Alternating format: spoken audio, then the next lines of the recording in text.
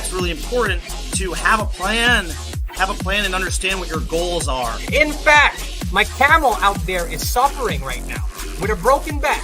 So I actually found Pepe when it was only a couple of hours old, and I'm like, oh, this is a funny meme. Oh my god. Yo! Who is this DJ? The old man is swing trading over years at a time. And it's like, that's where the real money is made. The answer is a permanent loss. With single-sided staking, you don't have to worry about impermanent loss. But really, at the end of the day, it's just the matter of a macro market. It's just what happens. If you're aware, if you're disciplined, you can hone that into further financial growth. Financial freedom, so we can actually live life and not have to be constantly living paycheck to paycheck. I mean, that's the ultimate goal, more or less, right?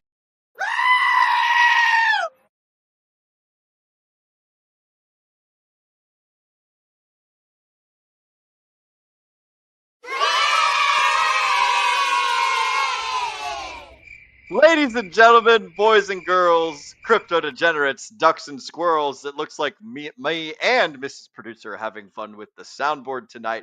Welcome to the DGen Roundtable. For those of you guys who don't know who I am, my name is Will Stevenson. I'm an iron worker that travels around the United States building TV and radio towers.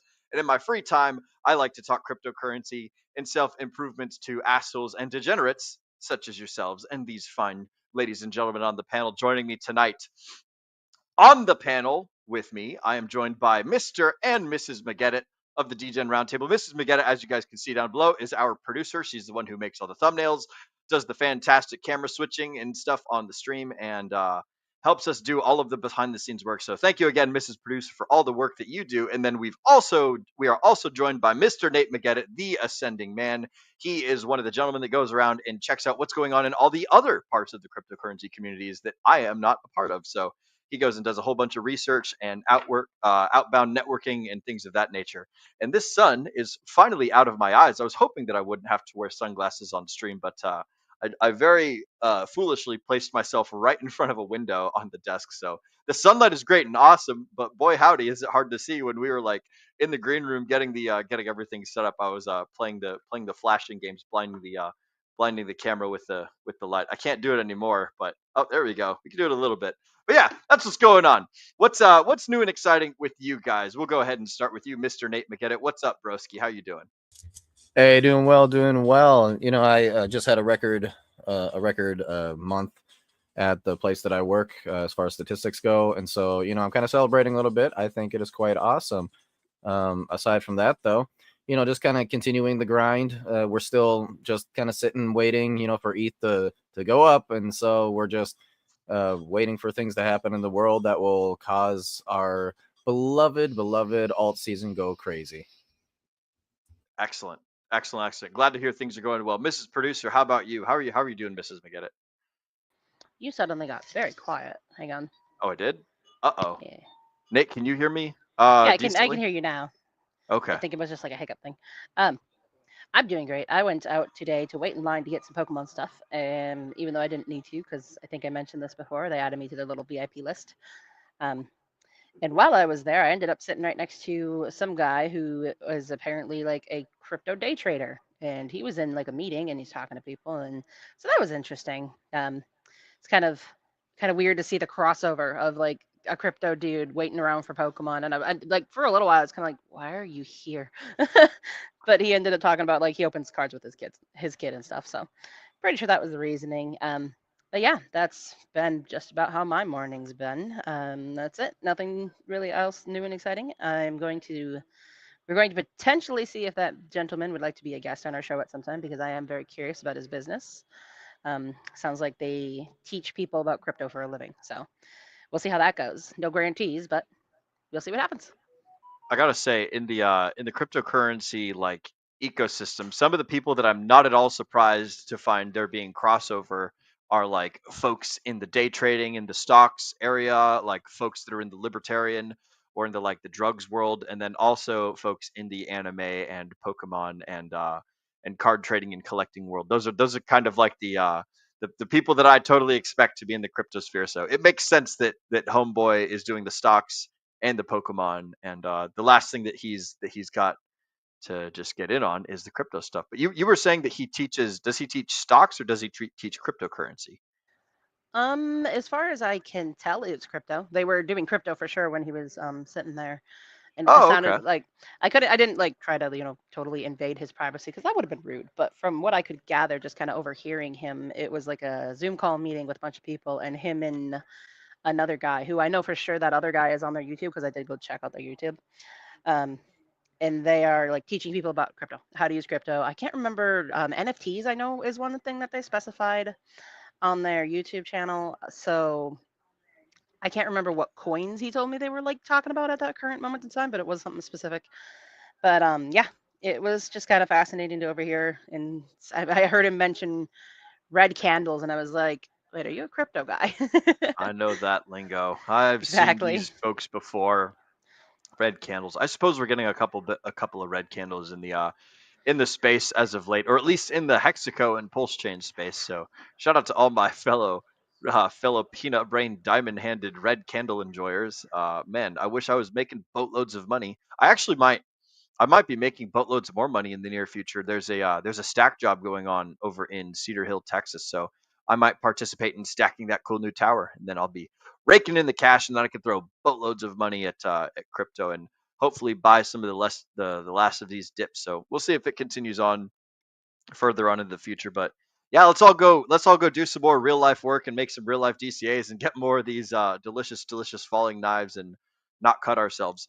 And we'll take this time, speaking of not cutting ourselves, to cut right in on into this conversation for some motherfucking chat shoutouts. One of the best parts of the show, the best part of the show, I might say myself, where we interact with the folks at home who are interacting with us. And it seems like YouTube has started doing this interesting new thing where it gives people rankings inside of the chats. I can see that there is a community leaderboard, and I have so far been crowned the king #1 as far as I can tell.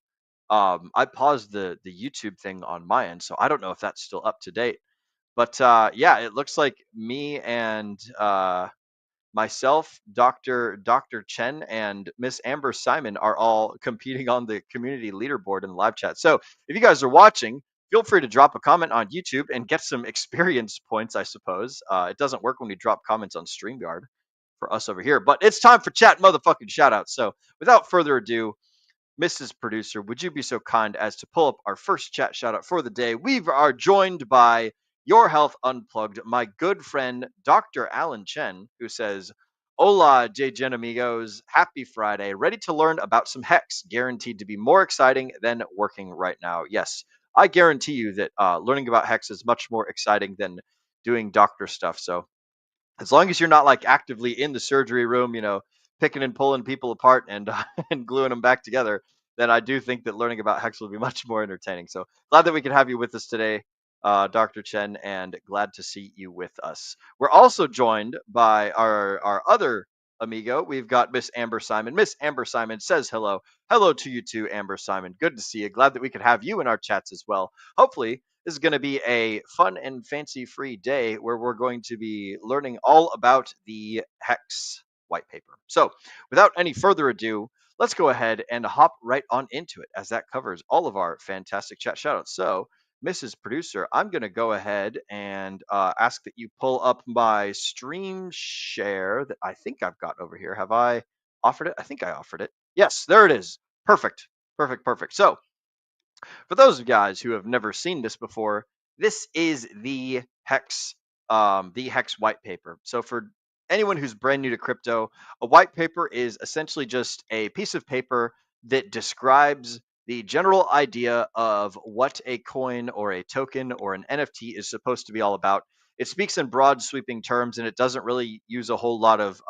Sometimes they get a little bit technical, but it wants to really capture like the idea of the coin, or the idea of the token, whatever it might be. So this is the Hex white paper. I'm just kind of doing a quick super duper scroll through. There's a lot of stuff in here that we're not going to be covering, like for instance, how to type things into the into like the block scanners for running contracts yourself. I guess we can kind of go over it, but these are basically just the functions that you can run using the smart contract. So it gets a little bit in the weeds after a while, and then it starts like going a little bit crazy here. So the meat and the potatoes of the Hex white paper is what we are covering today. So we'll go ahead and get started here. So the very first place to start is the introduction. So for those of you guys that don't know, Hex is a project to recreate a common banking product called a time deposit. It is an ERC20 token and fully automated in the form of a smart contract on the Ethereum blockchain. Information and frequently asked questions are available at hex.com. So a slight update to this. It is now available also on Pulse Chain. At the time of its release, only Ethereum existed. So right now, Hex exists on both the Ethereum blockchain and on the Pulse Chain blockchain. So slight update there, but we will continue on. So if you have any questions, though, you can go to hex.com. The purpose of this document is to walk through the features and bullet points of the project and verify or explain them in terms of what the smart contract actually says. The project founder, Richard Hart, has provided in-development versions of the code to the community via the Telegram channel t.w/hex crypto, and I have participated in the discussion in that channel, reviewed the code, and even pointed out a bug or two, which were fixed in the next iteration. I do not wish to provide advice or editorial comment on any of the features. This is meant to be an objective explainer of what the contract will do. For a more in-depth discussion of staking and the gains to be made, see this companion document, which is bit.ly/hex-staking-guide. And if you find this document useful and want 10% extra hex for your Bitcoin claim and transform lobby participation, then you could use this little link right here. Now, a little bit for you guys that are listening with us right now, this stuff ended like over 5 years ago, something like that. 2019, December 2019 is when Hex launched. So a little bit late to the game if you're just now finding out. So all of this is irrelevant. If you want to describe your adoption amplifier participation, use my cost averaging contract described here. Again, this is not relevant. And then if you want to send a tip, my Ethereum address is this one. Comments are disabled because a guy was using the functionality to vandalize the document. That's no bueno. So there we go. That's the general idea of what is Hex. And I suppose that Richard Hart did not write this white paper. Judging by the fact that they describe him in third person and then they describe themselves in first person. So that Yeah, is I bet something. you it's got to be a dev. Has to be a dev. I'm thinking it's a dev, but I don't know. Maybe it's Dev Kyle or one of the other devs. I don't know all the devs by name, but that's the beginning. So before we jump into this, Nate or Cass, you guys got any thoughts on anything in the introduction? Very straightforward. Actually, I don't think I'm in that Telegram channel, so you'll have to send that to me. Yeah, I am also not in this Telegram channel. By the way, I'll go ahead and grab the link for this white paper and I'm going to drop it in the comments so you guys can see. It is hex.com/assets, then documents, then hex white paper.pdf. So that is the link right there. I have gone ahead and dropped it, and that's where you guys can find all of the information on Hexity Hex Hex. So there you go. This is the Hex white paper. Ooh, Mrs. Producer, we've also been joined by another gentleman. I've gone ahead and started him. Can you bring up his chat, please? We've got Mr. Daniel Robar. Hex is still the best for long-term gains. Just stake, sit back, and watch your rewards grow over time. You're absolutely right, Mr. Daniel Robar. Shout out to Daniel Robar, a good member of the DGen Protocol family. And also, it's Mr. Daniel Robar's birthday today. If I had my ukulele, bro, I would sing happy birthday to you just like Black Sheep did over on his channel. So shout out to you, broski. Happy birthday to Mr. Robar. And we're glad that we can have you with us on the stream. And I totally agree that I still think that Hex is the best for long-term gains. What I'm probably going to end up doing with a lot of my crypto currency at the end of this cycle is cashing out in Hex, Bitcoin, and some sort of stable coin. So I don't know exactly what my ratio is going to be, but I know that I'm going to be trying to stack sats, or not stack sats, stack T-shares. Blah, blah, blah. So fucking Robar. Jesus Christ, man. Yes. I appreciate that, bro. Yep, absolutely. Happy birthday to you. And that's going to be my exit strategy, I think, for the end of this bull market, if everything goes according to plan. And then what I would like to do is just get more T-shares than I already have. I've already got a pretty good set of T-shares.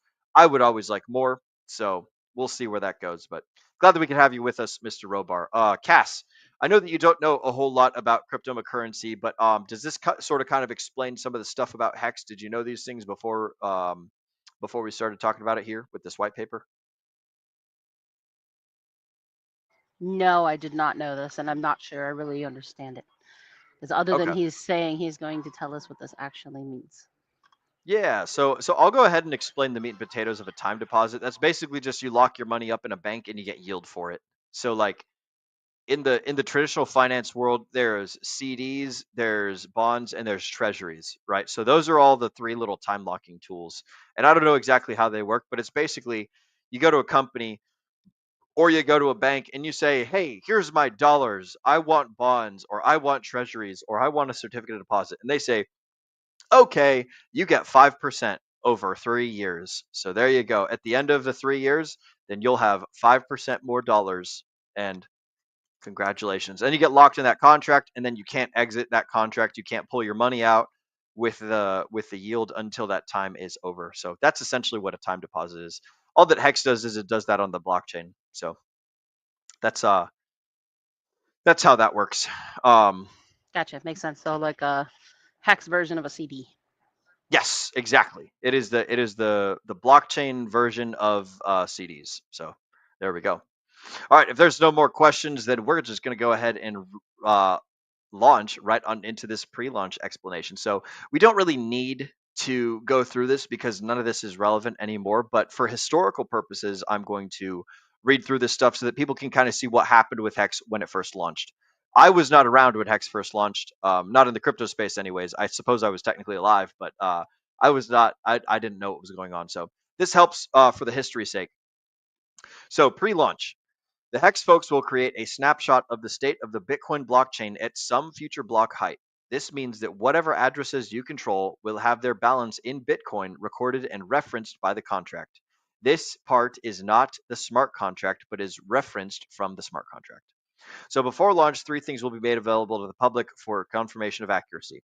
The snapshot, and then this is the time, UTXO, set before editing, the snapshot after editing, and the code for generating the Merkle tree in the top hash. So that's kind of in the weeds, but basically what it means is they're going to take a picture of the blockchain on Bitcoin, and they're going to see where all of the Bitcoins are, and then they're going to give people the opportunity to trade in their Bitcoins, not trade in, but to get free Hex for owning Bitcoin.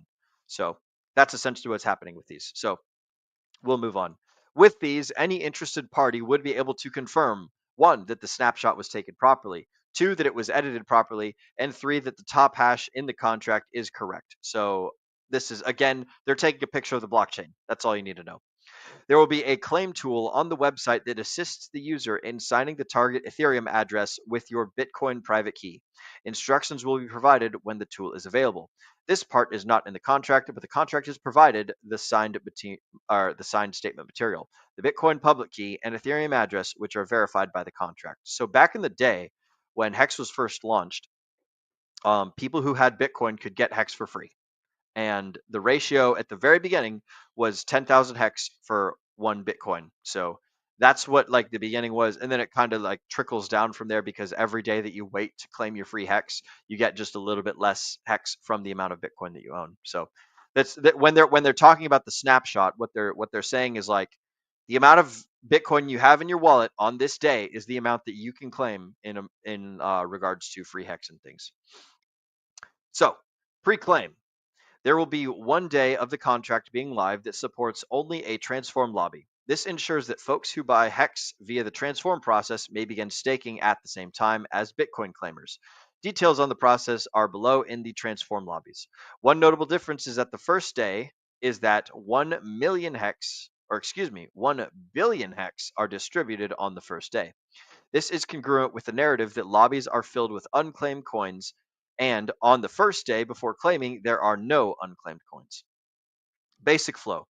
The contract issues 10,000 hex per Bitcoin held by the Bitcoin address at the time of the snapshot. We have been promised a 2-week warning before the snapshot or for the snapshot. For example, if we are given the warning on April 20th, 420, funny number, the snapshot should occur on May the 3rd, with the contract going live on May 4th, and the first claim day being May 5th. It doesn't matter how much Bitcoin I have at my addresses on April 20th. It matters only how much Bitcoin is confirmed at my addresses on May 3rd. Suppose I get the warning and move 3 Bitcoin to address A and 2 Bitcoin to address B on May 2nd.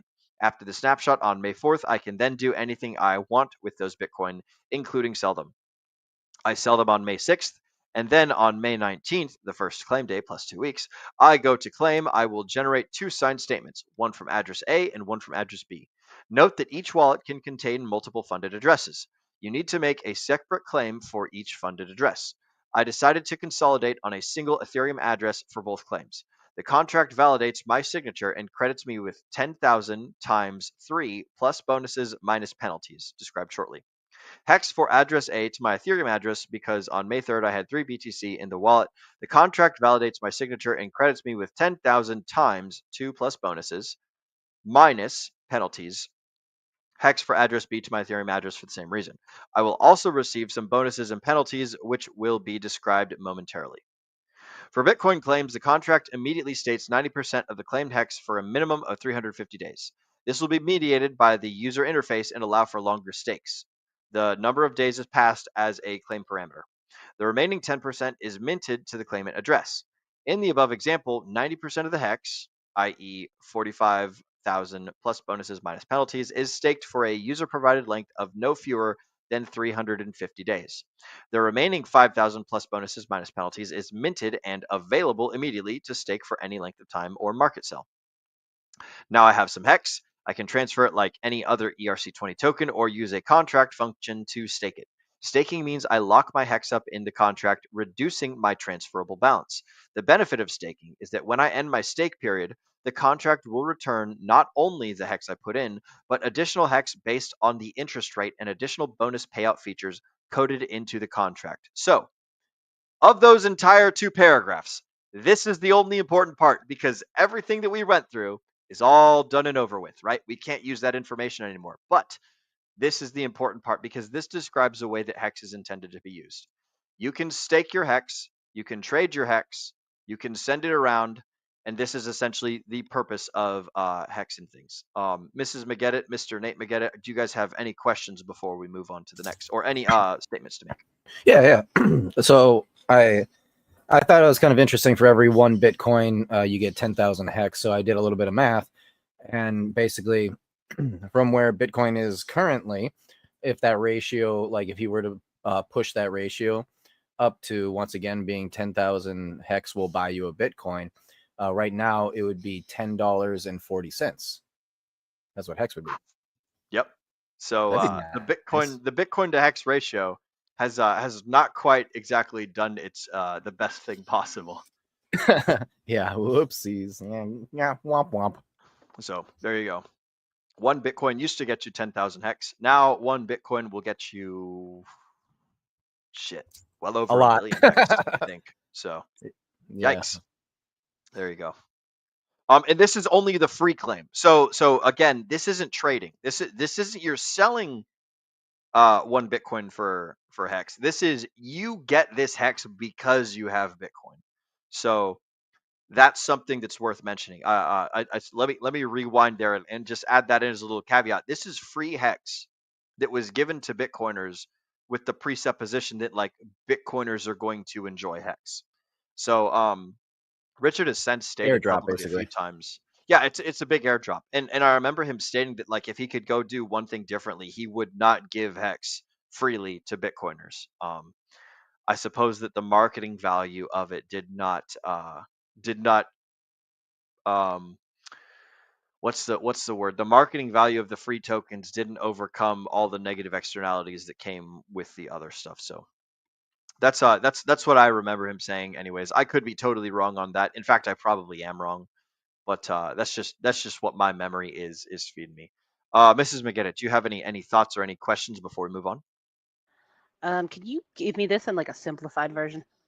Yes, actually, I will copy this whole thing because I was thinking about that too as I was reading it, and I'm like, man, they need like a peanut brain diamond hand version of this. So I'm gonna Control C and roll on over to my my chat GPT over here, and then I'm gonna ask it to make me an easier to understand one because honestly I'm right there with you. I think that this is a little bit too complicated.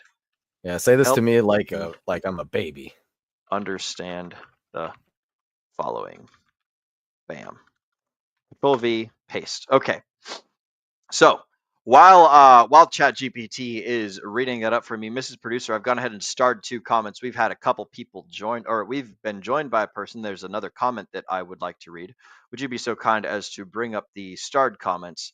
Starting with Mr. Daniel Robar. If you love decentralized investing, blockchains, and crypto, then Hex and Pulse Chain gives people the best opportunities where you alone control your assets. You mine your own Hex on the blockchain. That is correct, good sir, and an excellent way to put it. I like that very much.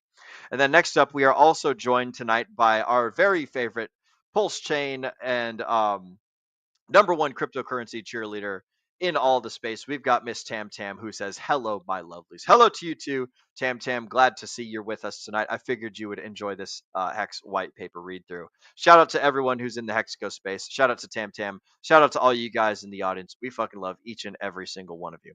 So I believe that that Mr. ChatGPT is done. So I'll go ahead and share this tab instead, as a matter of fact, and we'll all read through it together. So here's a simplified breakdown of the process described in the message. All right, so there's a pre-launch phase. Hex team chose a specific future Bitcoin block to record the Bitcoin balance. Cool beans. The snapshot is not written into the smart contract. Cool beans. Next, public verification. So we don't care about that. This allows the public to confirm that it's all good. Cool beans. The claim tool. All right, you sign a message proving that you own the Bitcoin address using your Bitcoin private key. So this means because Bitcoin and Ethereum are different networks, people that had Bitcoin on the Bitcoin network had to sign a special message using their Bitcoin key on the Ethereum network, basically saying like, yep, this is my Ethereum address because here's my special password and no one can see it, blah-de-da. So that's allowed people to claim the Hex on the Ethereum. So you attach the Ethereum address you want for your Hex to be sent, and this signed message are sent to the contract for verification. So that's how that worked. Then the claim phase, the contract opens for 1 day. I still don't know what the transform lobby is, but you know what? We're just not going to worry about that. Peanut Brain Diamond Hand claiming Hex for Bitcoin holders. An example flow. I don't like that. Man, ChatGPT really did not do us very good on this. Hex distribution formula. We're not going to worry about that. Auto staking. Oh, so when you claim, this is an important thing that I didn't really explain very well. When you claim it for free, your Hex is auto staked for 350 days. 90% Oh, of I it. didn't know that. Yes. Interesting. So 90% of your Hex is automatically staked for 350 days. You can choose to stake it longer, and 10% is liquid. So there you go. So when you get Hex for free, it is auto staked for the duration of the period until Big Payday. So for those of you guys that remember Big Payday, that probably plays into this. So there you go. Post claim usage. Okay, so yes. that's why people always talk about Big Payday. That makes more sense then. Yep. And also, so let's say that only like 20% of everyone that owned Bitcoin did a claim on Hex. That means that there's 80% of Bitcoin that exists that did not claim free Hex. What happened with all of that 80% worth of Hex is it got distributed out to everybody that had staked Hex on Hex Payday, on Big Payday. So anyone that was staked during that period, they got a nice big old juicy boost of all of the Hex that existed, or all the Hex that should have existed by all the people that had Bitcoin and didn't claim it. So now there were some exceptions, which he covers later on in the white paper, where they talk about the Mt. Gox exception and other such things, where basically just like super big old giant whales that had a fuck ton of Bitcoin were not allowed to free claim Hex because it was known that they're a public like trading centralized exchange. So, oh no, we lost Nate. But that's how all of that works. So 90% of the Hex was auto staked when you chose to claim it for free using the Hexity Hex thingamajigger. Oh, there we go. All right, Mr. Producer, I'm gonna let you do the producing. There you go. I'm done. All right. All right, let's see. So yeah, I basically just reiterated Nate the 90-10 thing, and then it talks about like, hey, the very last part is like, hey, this is what you can do with Hex, which is the stuff that we already know, which is the most important part. Cass, does this help it at all with any of the mumbo jumbo language? Yeah, no, not really. Okay, I didn't think so. The only thing I really am taking from this is you stake Hex, but if you unstake Hex too early, you get punished, and so don't unstake Hex early. Yeah. This succinct version, that's not helping. All right, I'm just gonna scrap this, and we're gonna go back to Hey, we tried at least, right? We can back to the definitely say we white paper. tried. Yeah, we tried. Oh, your browser has lost connection to screen share audio. Oh, okay. I don't care about that. There's no audio on this. Oh no, not All the right. white paper's audio. Not the Oh white paper's no. audio. Little do you guys know, it's actually playing elevator music in the background, and it's I was gonna say like it's serenading you softly over there. It's the Pokemon like walking through the grass. You're about to get into battle, but the battle never actually comes. So it's just like I'm on edge the whole time. It's like the most what's the word? Like anxiety producing elevator music You're you can ever edging. imagine. Yeah. Mm. So, is my audio okay? Can you guys still hear me? Thumbs up if you can still hear me well. Yep, you Nate. sound good. Okay. Nate is cutting in and out, or like the camera's cutting it. Okay, I got you back. All right, sweet. So here we go. We're gonna get back to the pre-launch, the claim, the basic flows. Okay, this is the most important part where we left off. Claim examples. We're gonna skip through this entirely because that's not important. Although it does mention that like whales, if you claim more than 1,000 Bitcoin, then you get penalized for it. So you just need to remember. Well, in the past, 6 years ago, you needed to remember if you had more than 1,000 Bitcoin in one address, then you could just split it between a whole bunch of addresses and not get penalized. So there you go. TLDR. There's some history on whale claims and mega whale claims, but we're not going to worry about reading that because that's freaking ridiculous. Okay. So the next thing is the transform lobbies. So this is the other way that people were able to acquire Hex. All right. The other way to acquire Hex is to enter a transform lobby, also called the adoption amplifier on the Hex website. So every day, 1/350th of the unclaimed Bitcoin is converted to Hex. Ethereum accumulated in the prior day is converted into Hex. For example, if there are 350,000 unclaimed Bitcoin at the end of day 200, 1,000 of them will be converted to Hex, i.e., 10 million Hex. If 500 Ethereum were accumulated over the course of day 200, at any time on day 201 or after, a user could claim the Hex equal to 10 million. So whatever the fucking math ends up being. So like if there's 500 ETH and you put in 499, then you get like 9,990,000, whatever the math ends up being of the Hex. So you get whatever ratio of the Ethereum you contributed, you get that in the Hex equivalent equal to the Bitcoin for those days. So that's the math stuff. So this is how. So like you could get Hex by signing a like, hey, I've got Bitcoin, I promise, and you could also get Hex by giving the contract Ethereum and being like, hey, here you or not giving the contract, sending Ethereum to a designated address, and then you get whatever that day's worth of Ethereum was. So if a whole bunch of people sent Ethereum on one day and like almost nobody sent Ethereum on the next day, then like the amount of Hex that you would receive day in and day out would change. So like that's something to. There was a little bit of game theory in this in the beginning. So that's how that all worked and stuff. That sounds like a sacrifice to me. It was similar. It was similar conceptually to a sacrifice. It's basically the same thing, but just with more math and more games to it. But we didn't. I don't think we called things sacrifices back then. It was the transform lobby or the adoption amplifier. So the fun fancy words. But yeah, basically a sacrifice. So you send ETH, you get some Hex. But like there was game theory to it because you never knew how much Hex you were getting based on how many other people were going to send in Ethereum. So it's kind of like a hat grab.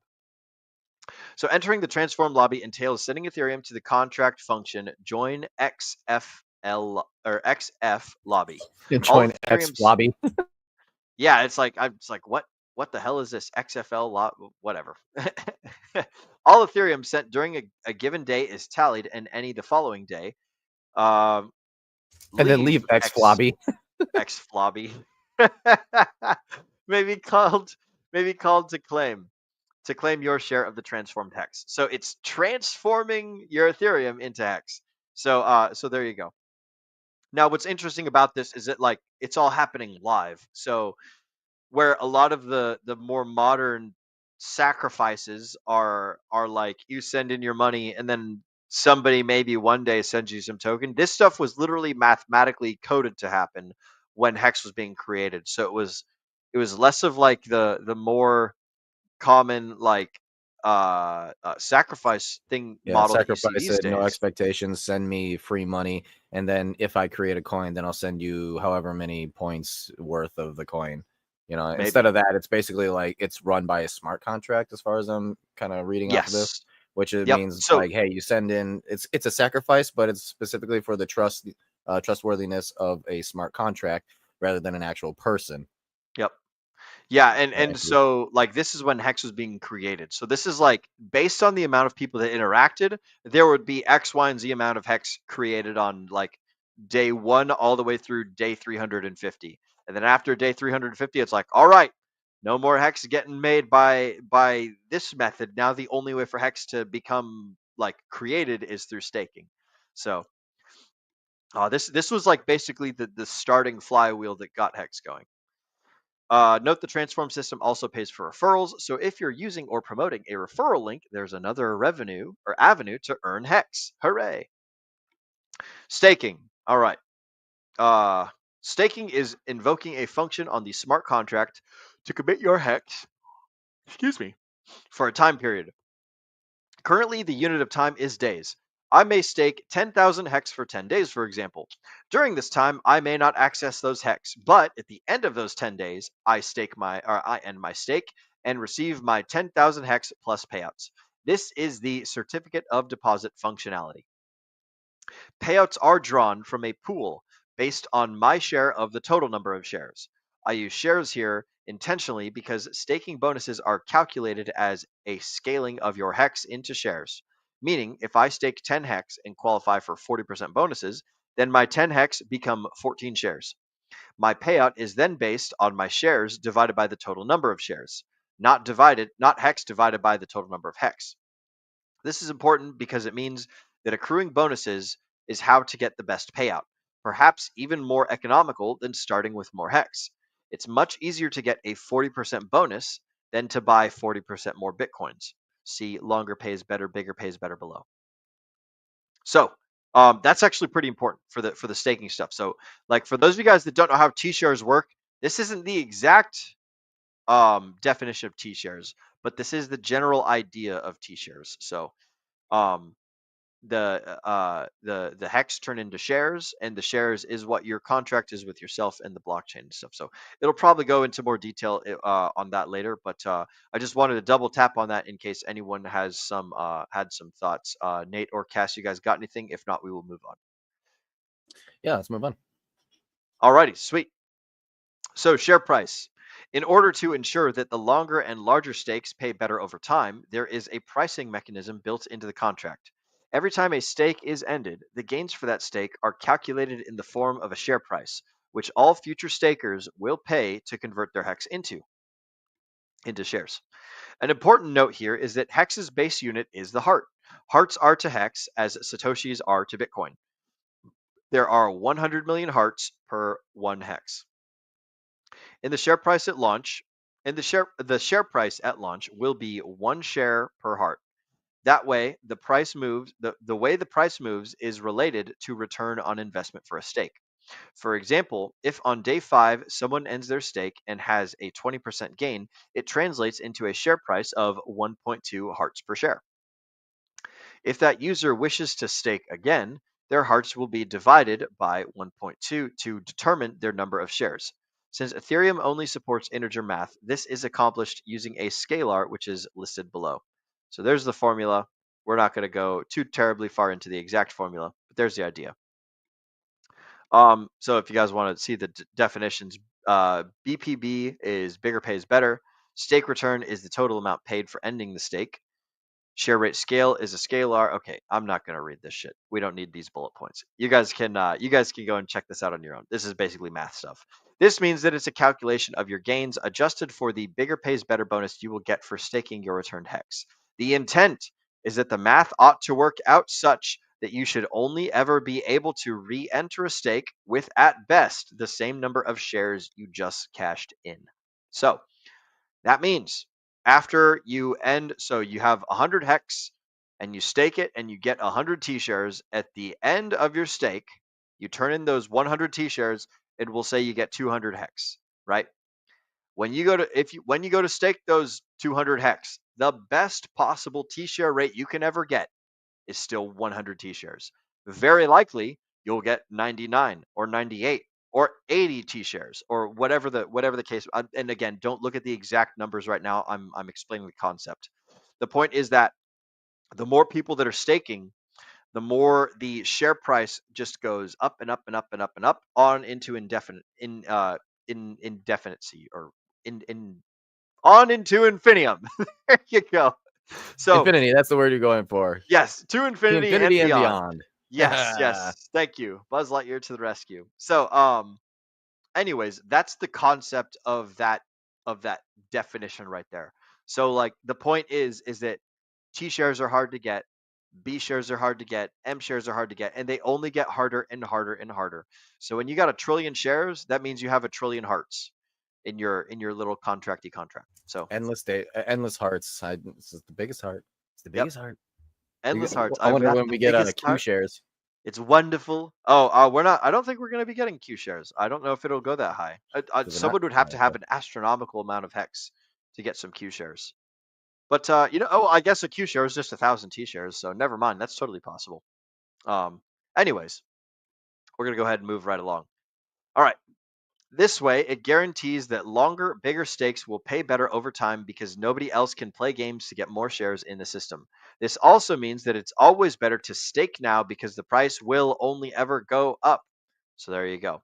Now, when they say price, what they really mean is the T-share price. So that's the amount of hex required to get 1 T-share will always go up. So not necessarily the dollar price of hex, but the T-share price. So basically just inflation as an individual gets less and less and less and less and less the longer you go on in as time goes forward. So there we go. Next up, we've got payout calculation and interest. The contract accumulates a payout pool every day per day.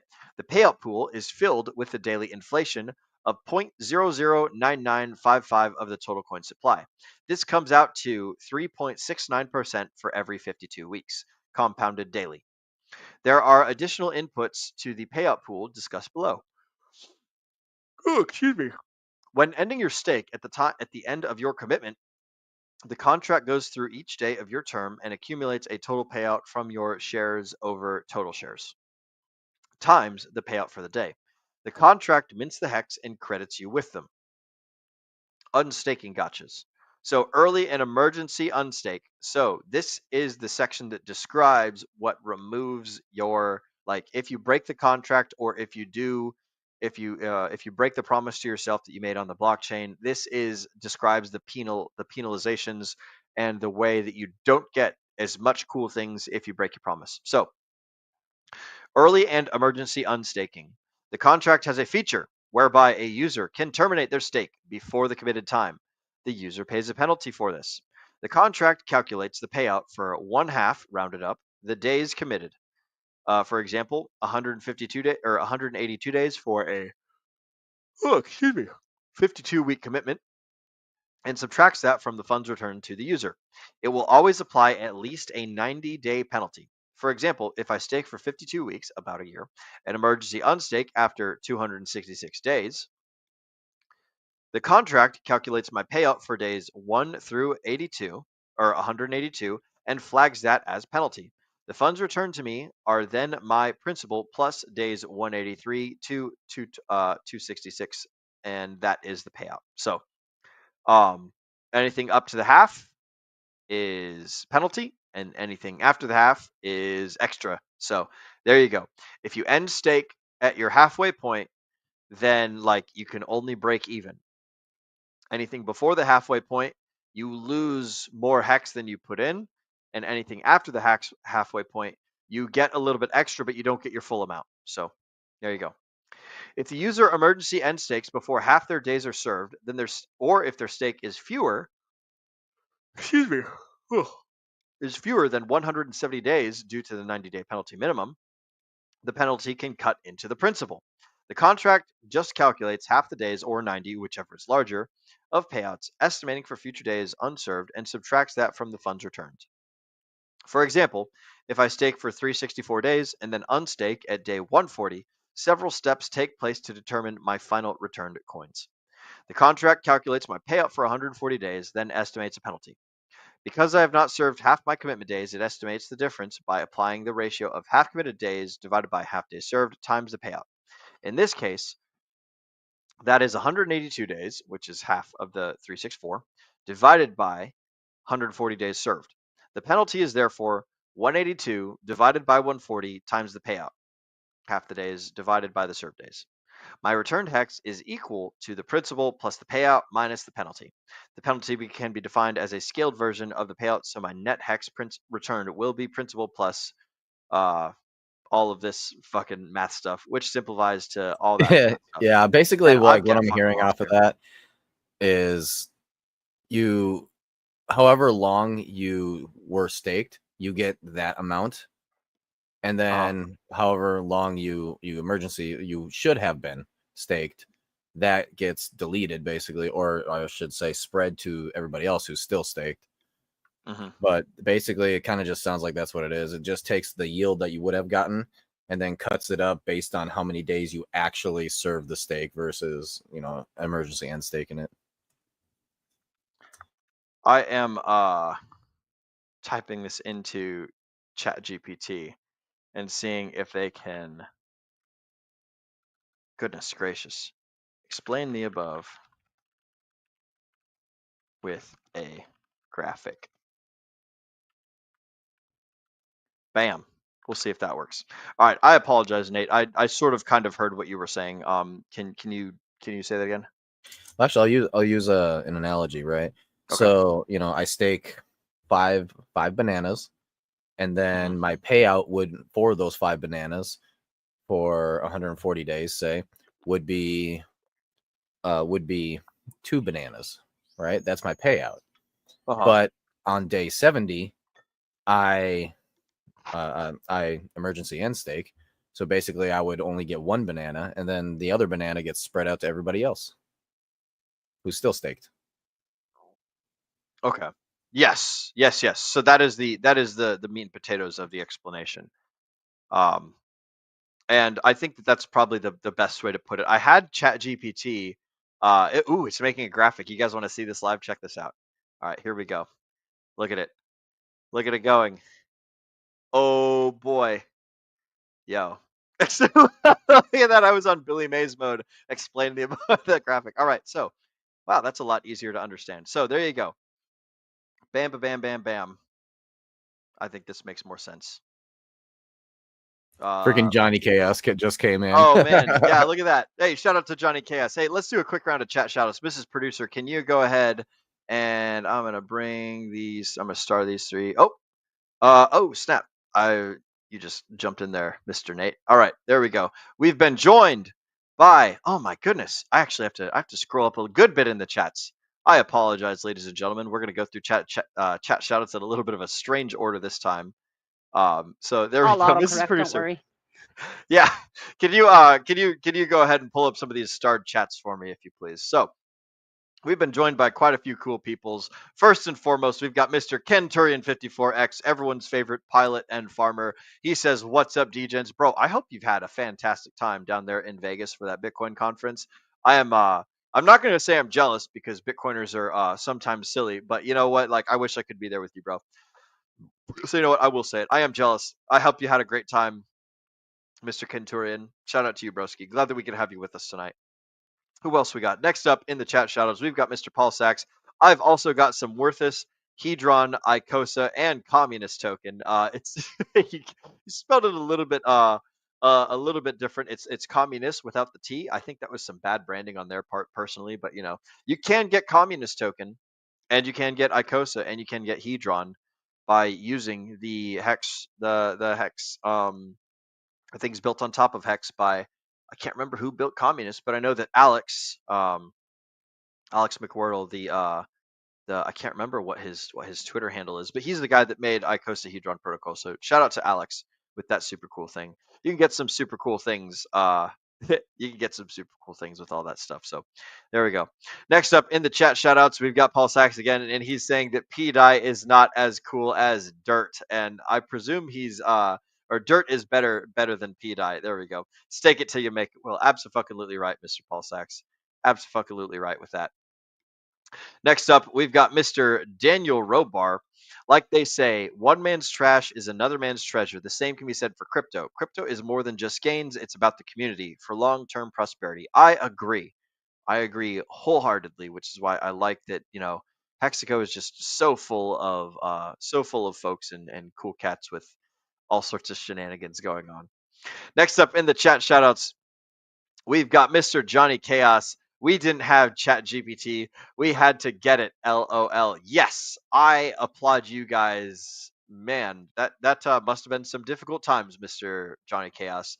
I don't know. Back in the old days. Yeah, if I didn't have someone like Crypto Kool-Aid to explain this stuff to me or anything like that, like, man, I would just be so fucking lost. But I mean, also Richard was streaming 24/7 back then, so I probably would have drank the Kool-Aid and loved it just as much as everyone else. So yeah, ChatGPT definitely helps a whole lot. So we're also joined by Mr. Moonpilled Rational Optics. He says, "What's up, DGens? What's up to you too, Mr. Moonpilled Rational Optics? I fucking love you, broski. That's a good real life friend of mine. So shout out to him.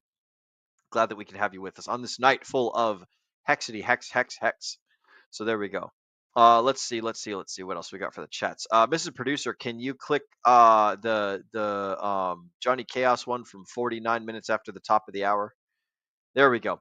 You are starting to understand why we have 200 websites to show all the dynamics. I use it to be Big Pep and his spreadsheets. So yes, there are a lot of people that explain this stuff. And man, like even after being in Hex for like, I don't know if it's been 4 years yet, but because I got in around day 1000, so it's at least been over 1,000 days since I joined Hex. But man, it is freaking crazy, man. So yeah, it's a good thing that we got all these websites and everything. Speaking of all these websites that we got, I'm gonna go ahead and switch the screen share back to the Hex white paper because I like that. I like that graphic, but I like the white paper better. So Nate, Mrs. Magetta, any thoughts, any comments before we keep on going? Nope, I'm good to go. All right, sweet. So next we're going to jump into the late unstaking. So the early and the emergency end staking is one of the ways that you get penalized, and the other way is by being late to your contract. So there's a grace period of 14. I'm not going to skip myself. The system penalizes a user for leaving their stake unattended after it has sat for its committed period. There's a grace period of 14 days, and then upon ending the stake, the returned hex will be reduced by 0.143% per day, which is 1% per late week. For example, if I have staked for 52 weeks, I have 365 to 379 to end my stake, and then have my hex, earned interest, and bonus hex returned to me. After that, my total payout will be penalized by 0.143% per day. This includes principal. So if I'm 700 days late, which is just under 2 years, I will receive 0 hex, regardless of stake length or principal. So what that means is there's a ticking timer as soon as 14 days pass after your hex stake, where you can no longer get hex for your hex stake if you're late. Now, there are other people who can end your stake for you. They can be a nice good Samaritan, and they can pay your end staking, or they can run your end staking function, and all the hex will go into your address. Or they could run the good accounting and basically do the same thing. I've got a beer right in front of me. Why am I grabbing for another one? I was gonna say, it's like, oh no, I just went to jail, but I have a hex stake that needs to be ended. I mean, there was a lot of joking about like, hey guys, you want to just like not worry about cryptocurrency? Just go commit a small crime that gets you to jail for like 3 to 4 years, and then bazinga, stake your hex out for that time period, and just fucking go work out in jail, eat some disgusting peanut butter and jelly sandwiches, and learn to enjoy the company of other fine degens, and then get out after 4 years, and then bazinga, there's all your money. So I don't suggest it because man, that would suck to be just Yeah, cut go off build from the your world life for. instead. Go Oh yeah, just put your money into Hex or whatever. Wait for a good 4 years. Like, don't even look at crypto. Just simply let it sit there, and then go build like a business. Go build friendships, a relationship of some kind, right? Just an identity. Just go build something. yep, absolutely. I totally agree. I like to use Hex as more of a 401k alternative than like a super massive. Like if it does a super massive awesome gains, I'd be super happy with that. But I prefer like when I'm actively on job sites getting paid big bucks, I prefer to just use it as a 401k alternative because that's what I was basically doing with Bitcoin when I first started. I was like, oh, this is money I'm not going to need for a long time. All the money that I'm going to be spending for the next 6 months, I'm keeping in my bank account, and then the money that I want in like 4 years, then I'm That's a doing good way to think of it. Yeah, other that's a real things. good way to think about it. Yeah, especially with these lower payouts nowadays. Like the original Hex payouts was like, it was 40%. So it's like, God damn, that's a good ass fucking 401k. 40% per year? Whoo! It's good stuff. But nowadays it's like 5% per year. So I will say that uh right now the hex payout per T-share is 1.5 hex per T-share. So if you stake like let's see, the current share rate is 41,000. So if you stake like 13,000 hex, then you get 1 T-share. That means you get 1.5 hex per day for 5,555 days. Then like you get close to like 8,000 or 9,000 hex over that time period. So you can turn your 13,000 hex into 13,000 plus 9,000 hex at the end of your 15-year contract. So it still isn't like quite so terrible for right now. And that's presuming that it stays at 1.5 hex per T-share per day for the next 15 years. It's going to change. It will go up. It will go down based on the number of people that are staking and things of that nature. But there's just some little juicy mental math for you guys there. And So imagine after 15 years, Hex is like at $1,000 or something. that would be interesting. Yeah. Yeah. That'd be Then really you cool if Hex unstake, is. and you're like, Yeah. wow, I got 5,000 Hex, which Yep. 5,000 times 1,000. What is that? That's like 5,000 thousands that's would five. be 5 million, That'd be right? 5 million. Yeah, I do believe it's 5 million. Yeah. Yeah. Yeah. So like, who Yeah. knows what the Nice price of paycheck. Hex is going to be? Yeah. And like, because it is an inflationary token, there will be downwards pressure on it ad infinitum, simply because like, well, maybe not ad infinitum, but presuming the people stake with the intent to sell later, like there will be a negative there, like the whole purpose of staking is to get more hex. Why do you want more hex? Well, you can use hex as a currency, you could use it as a store of value, you could use it as a means to like trade back and forth into the world. So there is a possibility, right? I'm not saying it's guaranteed, but like if people are staking hex, then they might want to sell it later. Maybe they don't. Who knows? Maybe if you were able to lock up your Bitcoin, then you wouldn't have sold it when it was $100, and instead you're selling it at 1,000. But because it's now 1,000, you're not selling as much Bitcoin as you were when it was 100, or something like that. So just there's all sorts of game theory that we could play with it, and we could go down some pretty crazy rabbit holes. Yeah, But like the peanut brain is basically this. We're printing more money. More of that money is coming into the crypto space in general, and Hex is reliable, so ultimately the price is only ever going up. Now it goes Yep. up in spikes and then back down in spikes, but ultimately in the long run, just like with Bitcoin, it's just going up. Bam, there you go. It is. Hey, I've heard some people say that Hex is actually better than Bitcoin, and I'm inclined to agree Oh. because I'm here with a bunch of Hexicans instead of a bunch of Bitcoiners. Now, I will say that Hexicans have not gone down to El Salvador and taken over some cities, so we've got some work to do. But who knows? Who knows what happens when these bull markets start going No, crazy? we all went to Puerto Rico. Mm, went to Puerto Rico. That's right. That's right. That's right. All right, we're gonna get back to this. We're gonna get back to this white paper here. So the next thing in the white paper is a stake example. So there will be a simplified example to demonstrate how the contract flow works. It ignores the larger pays better bonus because I want to show small enough units to make sense, which means small, pointlessly confusing percentage but bonuses. More detailed information will be made available at bit.ly/hex-staking-gains with a Z. A, B, and C each claim Hex on the same day, and by coincidence, each end up with 10,000 Hex.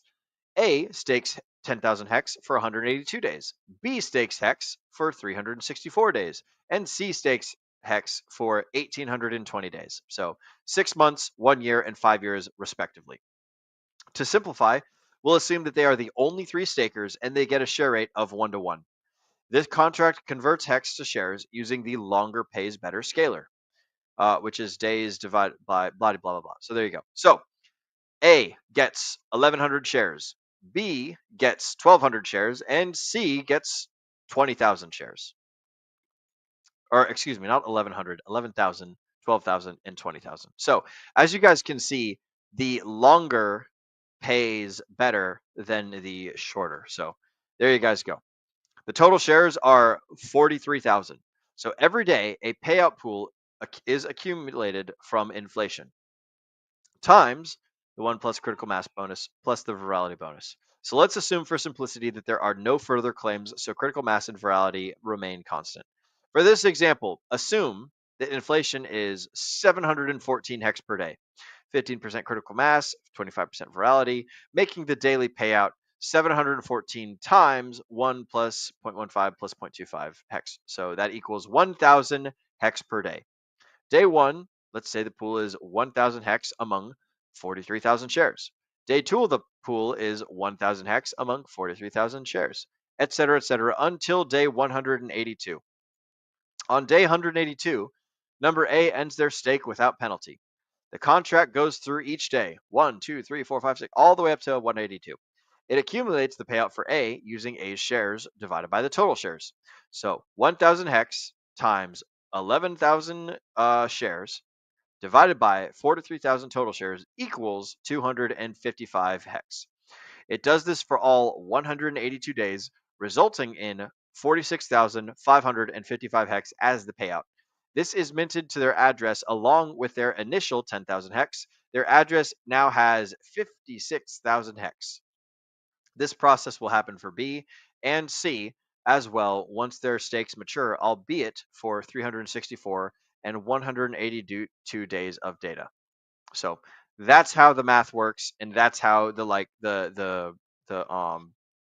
share is, or the payout is calculated. So just so you guys know, this is why Hex and staking is so expensive on Ethereum, is because each one of these calculations, it has to do a calculation for day 1, it has to do a calculation for day 2, etc., etc. And so that math computation costs you Ethereum, right? It costs Gwei to run this calculation. So the longer that your Hex stakes are, the more the computational cost is at the very end of the stake.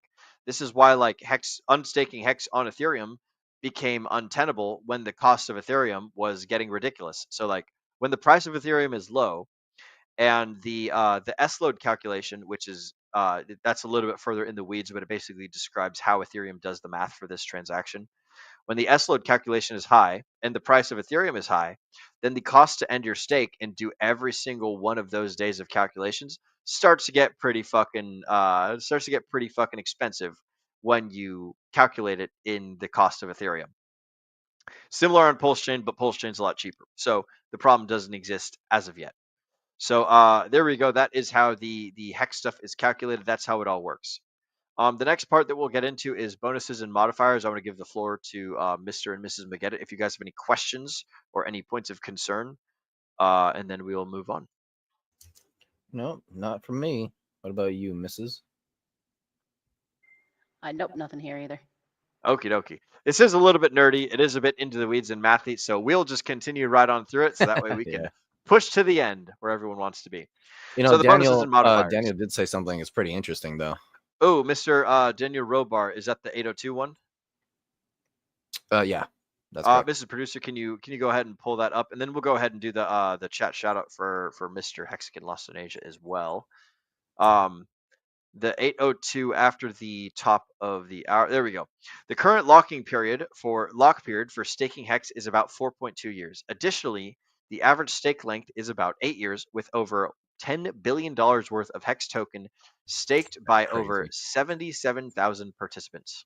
So that's pretty cool.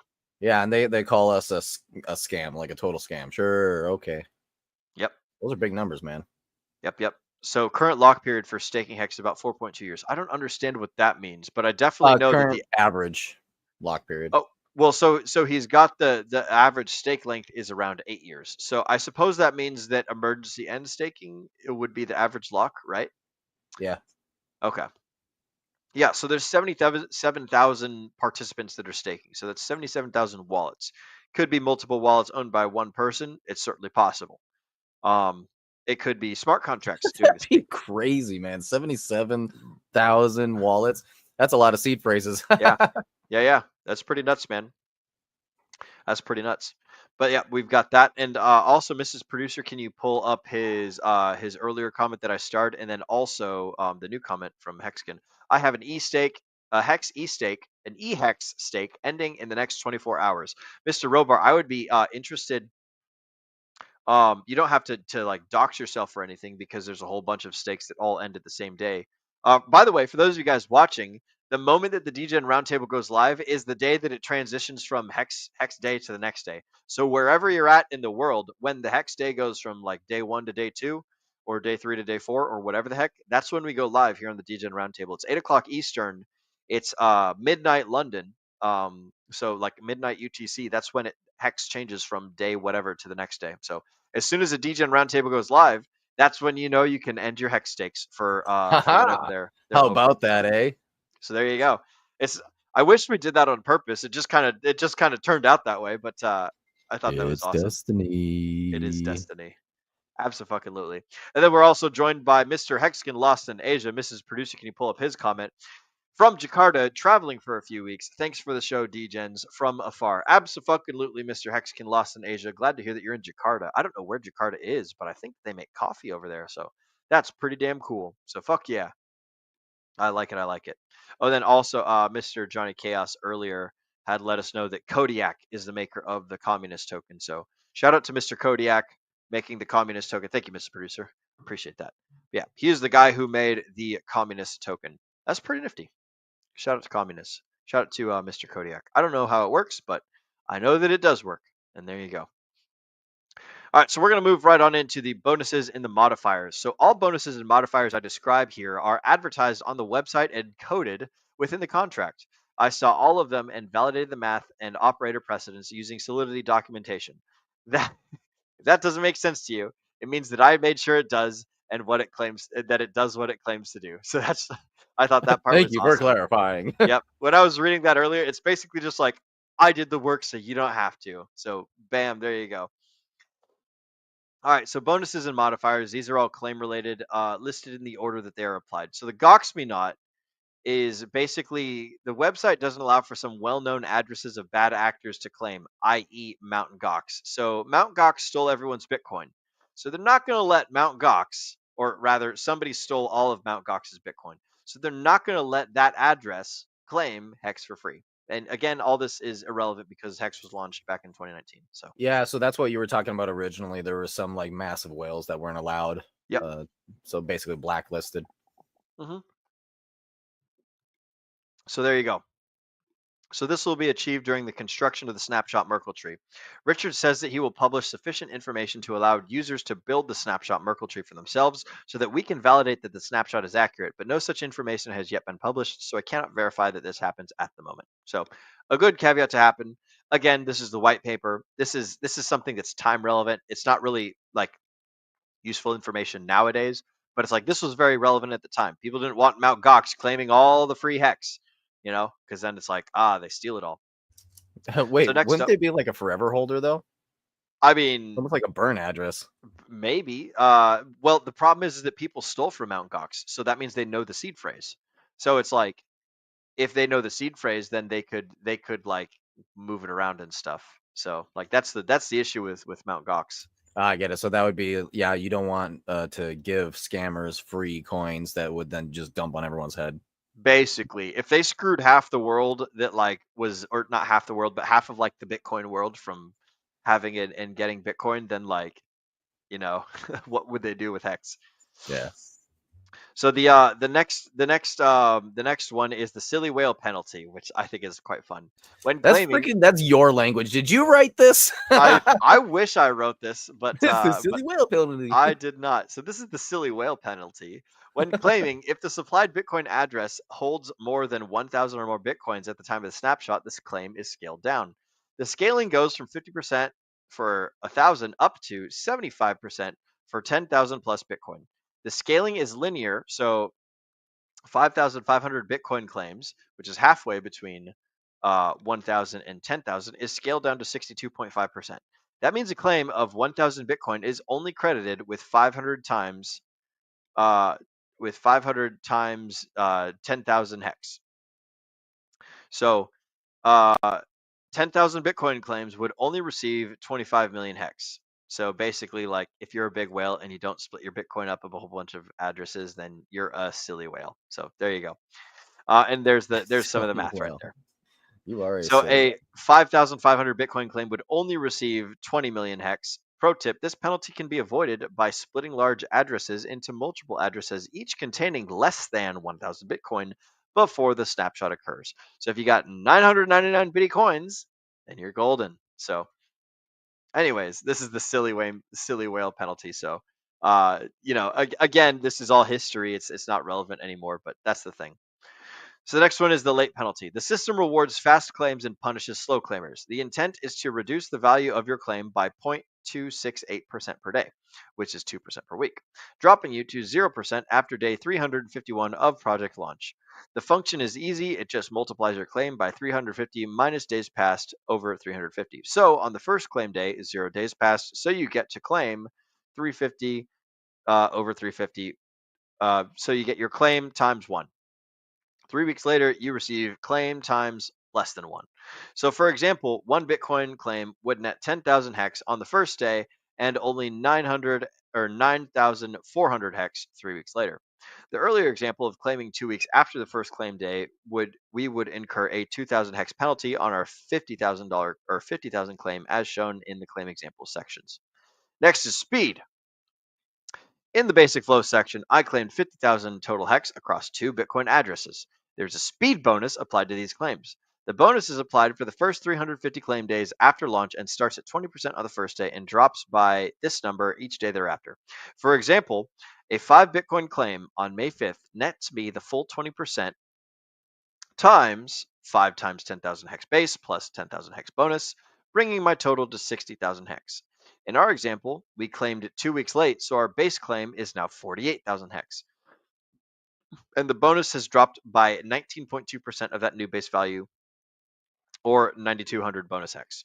If instead I claimed 175 days later, about 6 months, I lose out on both the bonus and some of my claim has been redistributed via We Are All Satoshi, which we're going to get into that. That's pretty cool. Waz. My base claim value would now be 25,000 hex, the late penalty, and the speed bonus is only 10% or 2,500 additional hex.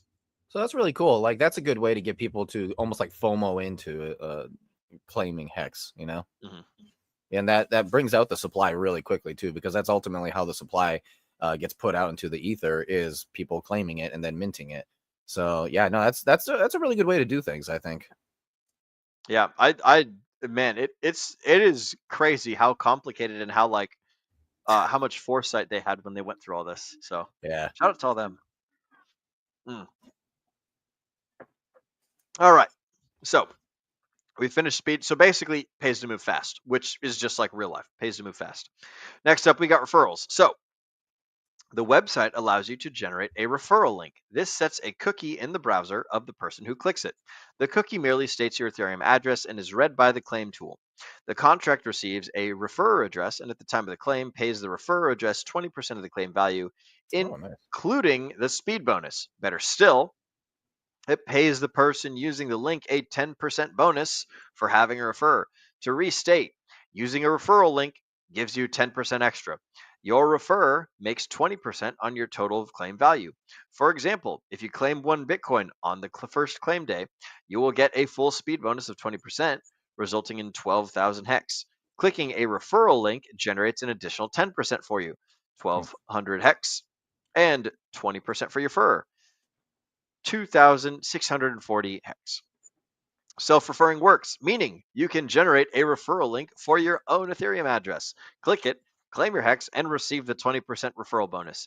I mention this because it should be obvious that you could do this using a dummy Ethereum ETH address to claim bonuses and your real address to claim against. Then consolidate or not at your leisure. If this now means that you don't want to click my referral link at the top, consider simply sending a hex tip to this address. So there you go. That's cool that's forever in the white paper. That I is don't pretty know. cool. Yeah, I'm gonna guess that's the dev's address or something like that, but that's awesome. probably. Actually, here's what we're gonna do. We're gonna copy that, and then I'm going to go to I'm gonna check it out. I'm You gonna know, go to I don't know why, yeah. but in self-referring, in that little piece, it sounded more like Richard Hart words rather than the dev. Oh yeah? Yeah. Holy smokes. Okay. So check this out. I put in that referral link. Here's where we're sitting at. Bazinga. So this is using the hexscout.com. You can just type in any address in here. You just paste the address in there. So we got 72, right? And let's see. Yep, 72. So he's sitting on 6 million p-hex stakes, pulse, e-hex stakes, and liquid p-hex. So this is actually kind of cool. Look at us. We're whale watching. So he's got 101,000 e-hex liquid. He's got, holy smokes, look at all this staked e-hex. 171 million staked e-hex, 32 million liquid p-hex, and 170 million staked p-hex. So he's got A lot of T-shares. 18,000 T-shares, 61 active stakes. His next stake ends in what looks like 30 days. So, yep, days, hours, minutes, seconds. Wow. Yeah. So there you go. So this address is not doing so bad, you know, sitting on 1.7 million dollars a You got hex. 40 ETH too. Wow. That's pretty crazy. There you go. 40 ETH, bunch of pulsex, bunch of hedron, and I'm guessing one of these is Ethereum hedron, one's pulse chain. Look at us doing some whale watching live. So there you go. This is what you get for putting your address up on the white paper, bro. Right? Oh no! He's 183 days late on ending his stake. Oh man. Well, we all know he went to jail. Should we go end his stake for him? Man, 183 days. Yeah, I guess this guy went to jail. There you go. He's a dolphin. So, ooh, actually, does this show the rankings? I think it does. Can you guys still see my screen? Yes, you can. Yeah, it's loading up. It's loading up. So, if you guys want to know how many T-shares you need to be whatever the heck kind of fish in the system, then this is how you do it. So, a turtle has 10 T-shares. A squid has 100 T-shares. A dolphin has 1,000 T-shares. A shark has 10,000, and a whale has 100,000 T-shares. So there you go. There's only one sticker with that. Gee, I wonder who that is. I wonder who that is. I bet that's the origin address. So yeah, there you guys go. To create a whale version just for the OA. I suppose so. Yeah, that's funny as hell. All right, we're gonna end. We're gonna go back to the white paper. We're done. We're done. Done while watching for a second. That's pretty cool. But yeah, he's got 1.7 million dollars in hex at this price. So it's like, wow, that's fucking nuts. So there you guys go. All right, you can send a hex tip to this millionaire. All right, stake related. Modifiers of the payout pool. We are all Satoshi. This is pretty cool. I like this part. So as part of the snapshot process, the total amount of Bitcoin in existence is calculated. Each day after the first claim day for 350 days, 0.2857% of this total minus claim coins is snapshotted. For example, let's say that there's 17.5 million Bitcoins total in the snapshot. At the end of the first day, half of the possible claims have been made, meaning that 8,750,000 Bitcoins are unclaimed.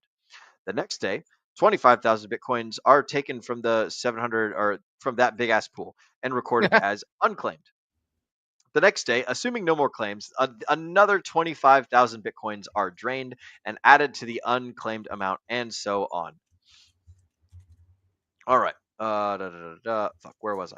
If more people claim, the daily unclaimed pool is reduced by their claim sizes. To be clear, their claim size is reduced at the same rate as coins that are marked unclaimed. So everything scales appropriately. Meaning, if I have 50 bitty coins and I don't claim for 35 days, which is 5 weeks, then I only get 45 bitty coins worth of hex. The unclaimed pool has a marked 5 of my Bitcoin as unclaimed. Wah, wah. The math in the contract works such that the claims and unclaimed payouts balance. After the claim phase ends, 352 days after contract launch, all tabulated unclaimed coins are paid to stakers. How this is achieved in practice is if you have a stake that includes this special day, in addition to your interest payout, you will receive a one-time payout of your share of all unclaimed coins. For example, above we have imagined that 8.75 million Bitcoin are claimed and no more. After the end of the claim phase, and any active stake on that day will receive a one-time slice of the unclaimed coins upon end stake. If you That sounds have delicious. 5% of the shares of all stakers, you will receive an additional payout of all that math. So there you guys go. This is the big payday bonus. So if you have a hex from before big payday, then you're looking pretty good for big payday anyways, as far as like hex payouts go. So all that to say, 352 days after contract launch, that's big payday. So Nate, did you have something you wanted to add to this? No, but yeah, RH Max said something that was really interesting. He was wondering if we saw his AI take on the Hex white paper. Ooh, the AI take on the Hex white paper. I have not seen that. Man, that's pretty cool. It was based on the Mhm. Did you guys see my AI take on the Hex white paper? It was based on the layman's guide paper and updated for 2025 to mention pulse chain. No, I Very did not cool. see that. I like that. Mr. Max, if you could find a way to send that to myself or to Nate and then let us know in the comments how you have sent that, that would be most appreciated. I am not aware of this. That sounds fucking fantastic. I like that. He says later. Anyways, carry on. We're just curious. We'll come back and check this one when I can better listen in. Excellent. Glad that we could have you with us, RH Max. By the way, let's go ahead and do some fucking chat shoutouts since we have some of the folks with us here, We got a just bunch to of people kind of rolled in. break us away from the monotony of reading this damn white paper. Mrs. Producer, if you don't mind, let's see. Where do we got for these chat shoutouts? We've been joined by none other than Funkmaster Hex, the Trailer Park Boys Julian of the Pulse Chain and Hex ecosystem. Ladies and gentlemen, good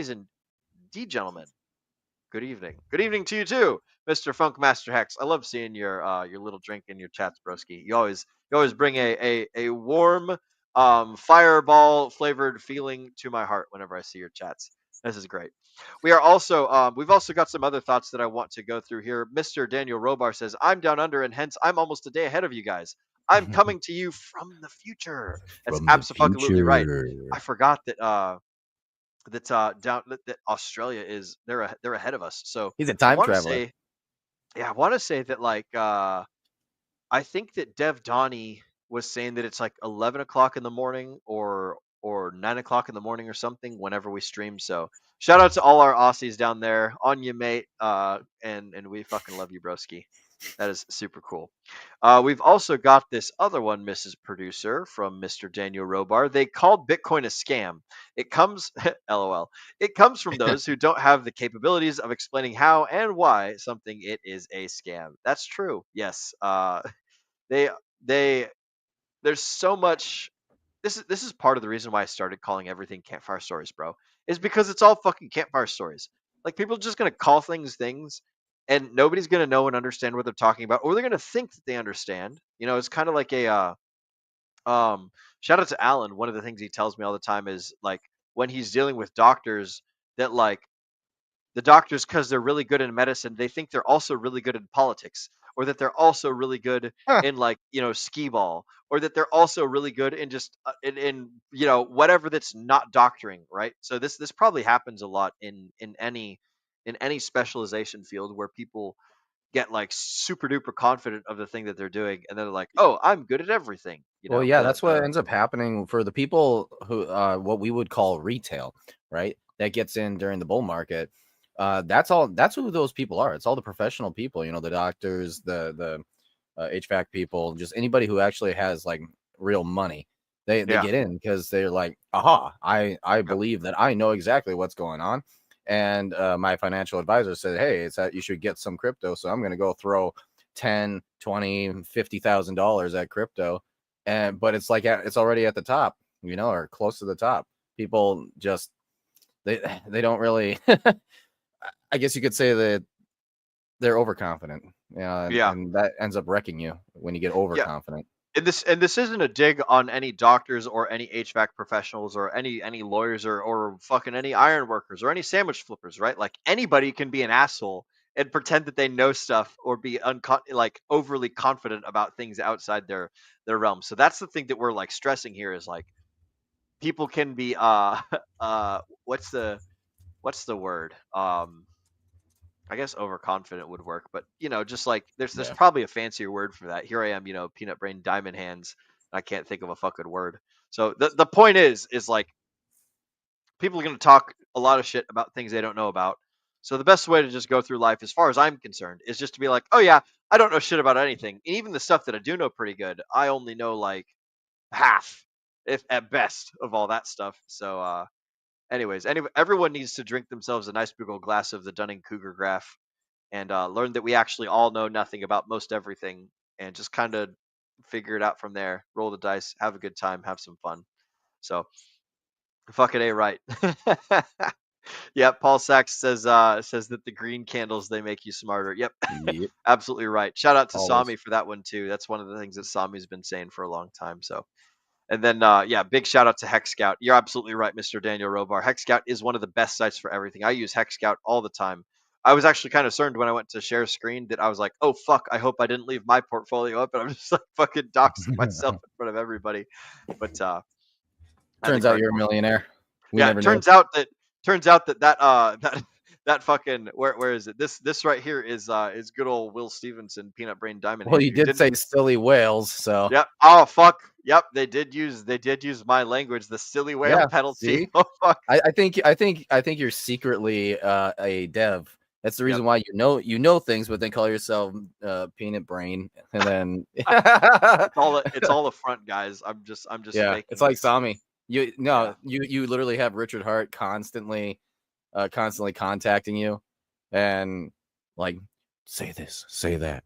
I am Richard Hart. I just put on. You know how like you see sometimes people walking around with those like T-Rex inflatable suits or whatever. I just have a Richard Hart inflatable suit, and whenever I'm like, oh, it's time to be Richard Hart, I put on my inflatable suit and I go walking around and I'm like, oh, hey everybody, look at my Lamborghini and my all my watches. Like, look at this fancy schmancy Armatron that we got here with freaking wire holding it together. So. Damn, that must cost at least $10, if not $5. Yeah, at least $10. Fucking well, probably $20 now with inflation, but you know that's the way it goes. Anyways, enough about me and my watches and and all this silliness. We're gonna get back to reading this damn white paper. So let's take a look at what we got. So critical mass and virality. Anyways, the point is if you get the hex early and you stake during pig payday, then you get a whole bunch of hex at the end. So there you go. So critical mass and virality. I'm listing these together because they work essentially the same and are calculated together in the contract. Critical mass is a bonus applied to the payout tool equal to coins claimed divided by total possible coins. So if there are 17.5 million total claimable Bitcoin and 13.25 million have been claimed, then the bonus is 75%. Virality is similar, but for Bitcoin addresses. It is the number of eligible addresses claimed divided by the total eligible addresses. The bonuses are additive, meaning calculated separately and both added to the payout with a whole bunch of math right there that I don't understand. So basically, there's a paragraph that describes something that is no longer applicable because it's all fucking over. So there you guys go. There's some cool math. We're going to move right on. Early and late unstaking. These aren't bonuses, but rather penalties incurred by other stakers. As described by the unstaking gotcha section, there are actions a user can take which incur penalties. Half of all hex removed from the staker's return by penalties are added to the payout pool on the day the stake is ended or good accounting has been run. For example, Say a stake ends early and it incurs a 10,000 hex penalty. They do this on day 910. The interest pool for active stakers on day 910 is increased by 5,000 hex. Then on day 1050, a stake that is late has a good accounting run on it, and 15,000 hex are lost to a late penalty. That day's payout pool will have 7,500 hex added, and so on. So basically, what this says is that when people fuck their shit up, if you're staked during that day, then you get extra. So there you go. Modifies your stake. These bonuses are how your hex are multiplied to become shares. The bonus for longer pays better caps at 2 times, meaning that 10ish years or 3,641 days, and the bonus for bigger pays better caps at 10%. Oh, excuse me. For 150 million hex stakes. This means that with a 10-year stake, your shares are equal to triple your coins. With a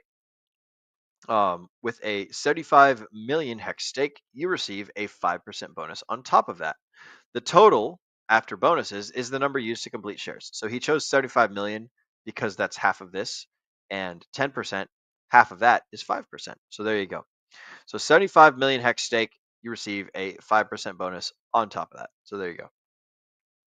Longer pays better. The longer you stake, the more that you make. The formula is days staked minus 1 divided by 1820. It looks complicated, but comes out to 20% per stake year. The contract uses 364 days per year. The minus 1 accounts for the minimum stake period of 1 day. Bigger pays better. The larger your stake, the more you make. The bonus formula is hex I'm not going to read that out. Capping at 10% for stakes of 150 million. Note the percentage is capped, the bonus hex is not. Example stakes. So, 1 million hex gets you an extra 667 hex. 10 million hex gets you 66,000 bonus hex. 100 million hex gets you that. And 200 million gets you that. So there you guys go. Bazinga. There we go. Oh boy, here we go bonuses. into the origin address. Fun. Yep. I All think right. this is the thing that made people like constantly say, "Oh, you're a scammer, and you're just going to dump on everyone's head." Maybe we will. There's a lot of people that say a lot of things about the origin address, but like there is that you're absolutely right, Nate. There's a lot of people that say some silly shit about the origin address. So let's see what they have to say about the origin address in the white paper. The contract specifies an Ethereum address as the origin address. This address is paid hex by the contract in a few ways. The origin address is paid half of all hex reclaimed by penalties, the other half going to the payout pool. So, like how we said earlier, like when you emergency end stake or when you do the bad thing, then half of the stakers get the penalties, the other half goes to the origin address. The origin is paid a copy of all bonus payments made. So the speed claim, the referral bonus, the We're All Satoshi, the critical mass, and the virality bonuses. So there you guys go. Now these are all in the beginning of Hex. So this is not the other stuff. This isn't part of the bigger pays better, longer pays better. This is all the like things that happen at the beginning of Hex. So they're no longer relevant. So this is just letting you know where the origin address got all these other bonus payments from. Contract functions. This section will be a little more technical and discuss the contract functions exposed by the Hex contract and can be invoked by any caller willing to pay the gas. Some of these functions are marked external and some are public. From the Solidity documentation, there is no difference to a caller other than external functions are sometimes more gas efficient. I suspect this is used more as a marker by the developer of which functions are intended to be called on a regular basis by an external client. External functions. Okay, so we're going to start getting into the coding language here. So I'm going to only pick and choose the cool ones. These are the external functions that are the primary normal interactions with the contract. So this is referring, of course, to the Hex smart contract. Functions that are related to information about the contract. We've got global info. So there's some stuff you got there. A whole lot of the other things that they talked about. Yep. All right. So now we're getting into basically definitions. And this is all pretty uninteresting to me. Let's scroll all the way to the bottom. Ooh, stake. Functions of stake are directly related to staking. So you've got stake start, stake end, stake good accounting, stake count, and claim. And bazinga. Okay, so this is all Bitcoin stuff. And oh man, we're getting real fucking deep into the weeds. Contract now automatically. Blah, blah, blah, blah, blah, blah, blah. Oh, so you remember earlier, Nate, when we were talking about big payday was on day 352? It's interesting that like people who stake on or people who claim on day one, they don't necessarily get staked out to day 352. So they would be staked out to day 351 because there's the one burner day when you go to stake Hex. So like if I stake Hex today, then my stake starts tomorrow. And Yeah. tomorrow is day one of the stake. And then after day one is over, then I can end the stake. So it's like it actually takes you kind of sort of 3 days, to do a 1 day stake. But yeah, so that 350 day auto stake for the guys that claim the Bitcoin. I thought that was there's just something interesting worth mentioning. So let's see. Let's see. Bam Balam. Ooh, we've got a good comment here from Mr. Daniel Robar. Thank you, Daniel Robar. The DGen Roundtable has been helping many crypto DGens learn about crypto to have a better understanding of it. Also, educating people how to stay safe in crypto. Thank you, Mr. Daniel Robar. We appreciate that, good sir. We try our best, and honestly, like, we're just a bunch of assholes talking about our feelings and the things that we find interesting. So, like, it's Cool. We're trying to educate like, though too. we are trying to educate. That is our goal. Yeah. But like, The mistakes we've made. Things please like don't that. pet us.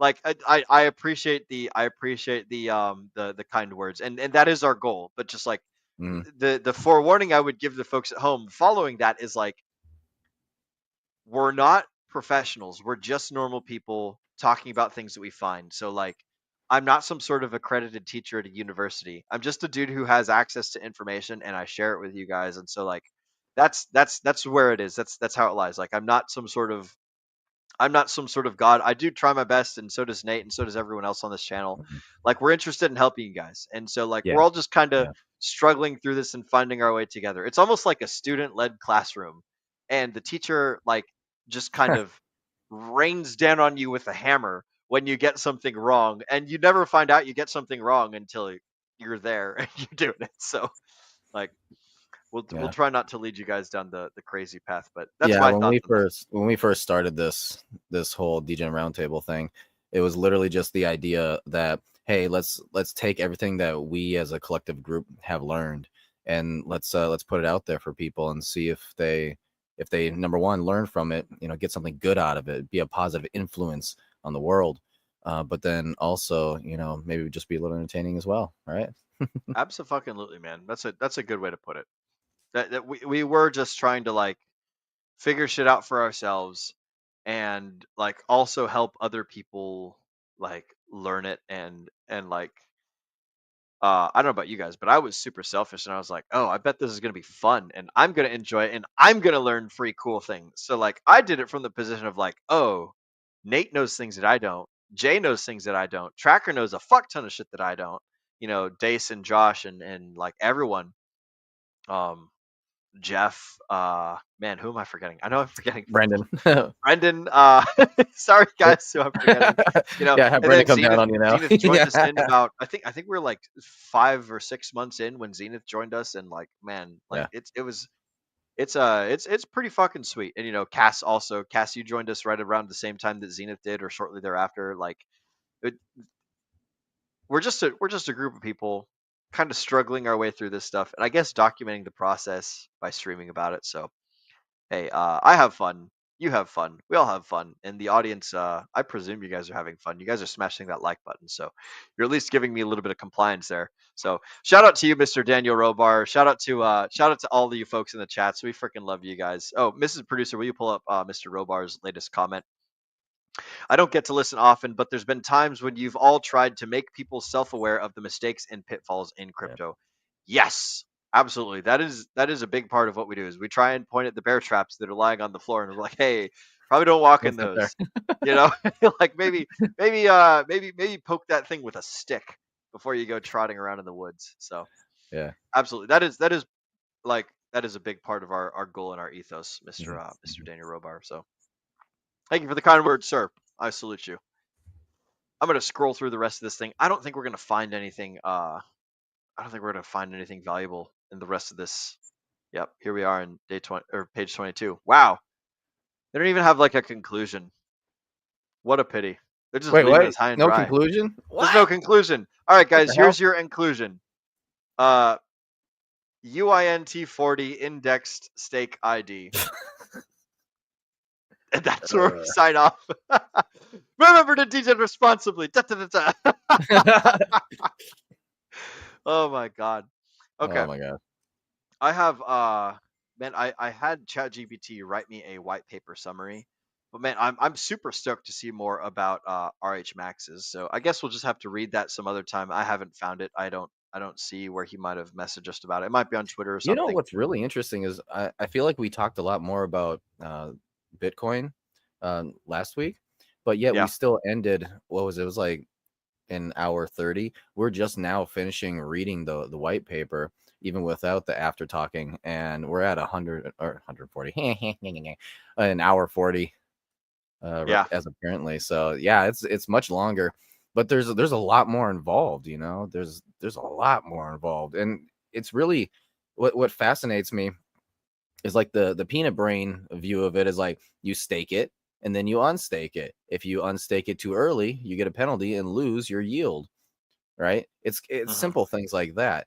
However, when you're reading through this, like all of the thought that had to go into not only the marketing of how Hex begins, right, but then Yeah. how the staking itself operates, and there's so much into it, and it makes it it's funny because Richard Hart is obviously incredibly smart. He's got a team of incredibly smart devs around him, all coming up with this stuff, but you know, this really deters you from wanting to create a coin. It's like, can't I just like mint a coin and then shill it online rather than have it do all of this stuff, you know?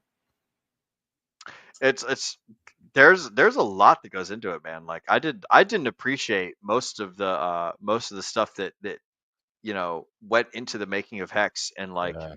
it's interesting how much of the white paper is dedicated to all the big stuff that has nothing to do with like stuff that's still relevant with Hex, which I suppose just like uh it seems to me like that would be more of stuff in like a pre-launch white paper, and then they Mhm. have a post-launch white paper which describes like, hey, this is how the thing is actually supposed to function in the long term. Yeah, here's the You know? mission or something like that, right? Yeah, like almost the pre-launch stuff would be more of like website or Telegram chat or something else like that. But I don't know. I'm very curious to see RH Max's abridged version of the white paper though. But yeah, dude, we definitely spent longer going through the Hex one, which is good because Yeah. Hex is better than Bitcoin, so it deserves more minutes. So I like it. that's how we measure it. Mrs. Producer, I want to give you a chance to chime in here. I imagine that most of the stuff that they were talking about was pretty boring and dull. But did you learn anything about Hex today? Is there anything that you found in that white paper that was enlightening or amusing or anything that stuck? For the most part, I think I kind of understood the basics, and that just kind of reconfirmed the basics. I don't understand anything more in depth, if that makes sense. Uh huh. It didn't really enlighten me to anything new, which I guess is what I was kind of hoping for, but meh. Yeah, yeah. I kind of felt the same way when I first read it over it. I did a cursory glance when I first went through it, and I was like, "Oh, I know this, I know that. Hey, why are they talking about the adoption amplifier? Why are they talking about the bigger? Why are they talking about all these things that aren't relevant anymore?" But like I can only look at it with hindsight. So that's my thoughts on it. What about you, Mr. Nate? What do you have any final thoughts on this thing before we go ahead and move to close? No, not really. I kind of already said my final thoughts. It's just, you know, I'll just reiterate it since you asked me the question. It's fascinating about how much thought went and stuff went into not only marketing, right, and then launching, but then also when it comes to like just say the staking, there's just so much thought put into it. Like, who the hell when you're sitting there and you're like, okay, here's the formula of how staking is going to work. If you emergency end stake, then this is how your penalty goes, and this is how it's calculated. But then you start getting things like, oh yeah, but you can claim your Bitcoin for this specific formula amount. Oh, and then you got people thinking about like, what about like the really large whales? We don't want them just dumping everything right away, and Yeah. blah blah blah. And it's like the whole war theory or game theory over here of or what is it? What's that called? I think Wargaming. Wargaming. Yeah. Yeah. You know, about like what'll end up happening and then how to prevent all the worst scenarios and just make everything the best possible scenarios. It's a lot of thought that's gone into it. And it kind of makes me think, like, how long did Richard Hart think about this, and how much time and effort was put into not creating Hex, but creating the concept of Hex, aka what it is that we're reading about in the white paper? Because Yeah. it seems like a lot. Like, I mean, you think it would be easy, right? You you get a protocol, you stake your coin, and then you get a yield through that coin, and then you unstake it, you get that yield. Like, it's super simple. Like, that's super dumbed down. But going through the white paper, there's so much into it that needs to be thought about. You know, and then the other thing too is like, you know, launch the coin. Okay, so I created a coin, I'm going to mint it, and then we're going to launch it, right?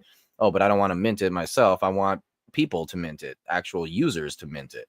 Oh, really? Okay, fine. How are we going to encourage people to mint their own coins? Oh, Yeah. well, depends on Bitcoin, depends on how you're using the Ethereum, right? And there's just a lot of different things that are involved with it, and I find it fascinating. It makes me really want to know what the hell was going on in those back rooms when Richard Hart was sitting there, like, maybe thinking to himself, writing something down, like, this is how I'm going to do this, I'm going to do this, I'm going to do this. It really is quite fascinating. I'm glad that you brought that up, that the people are the ones that minted the Hex in the beginning.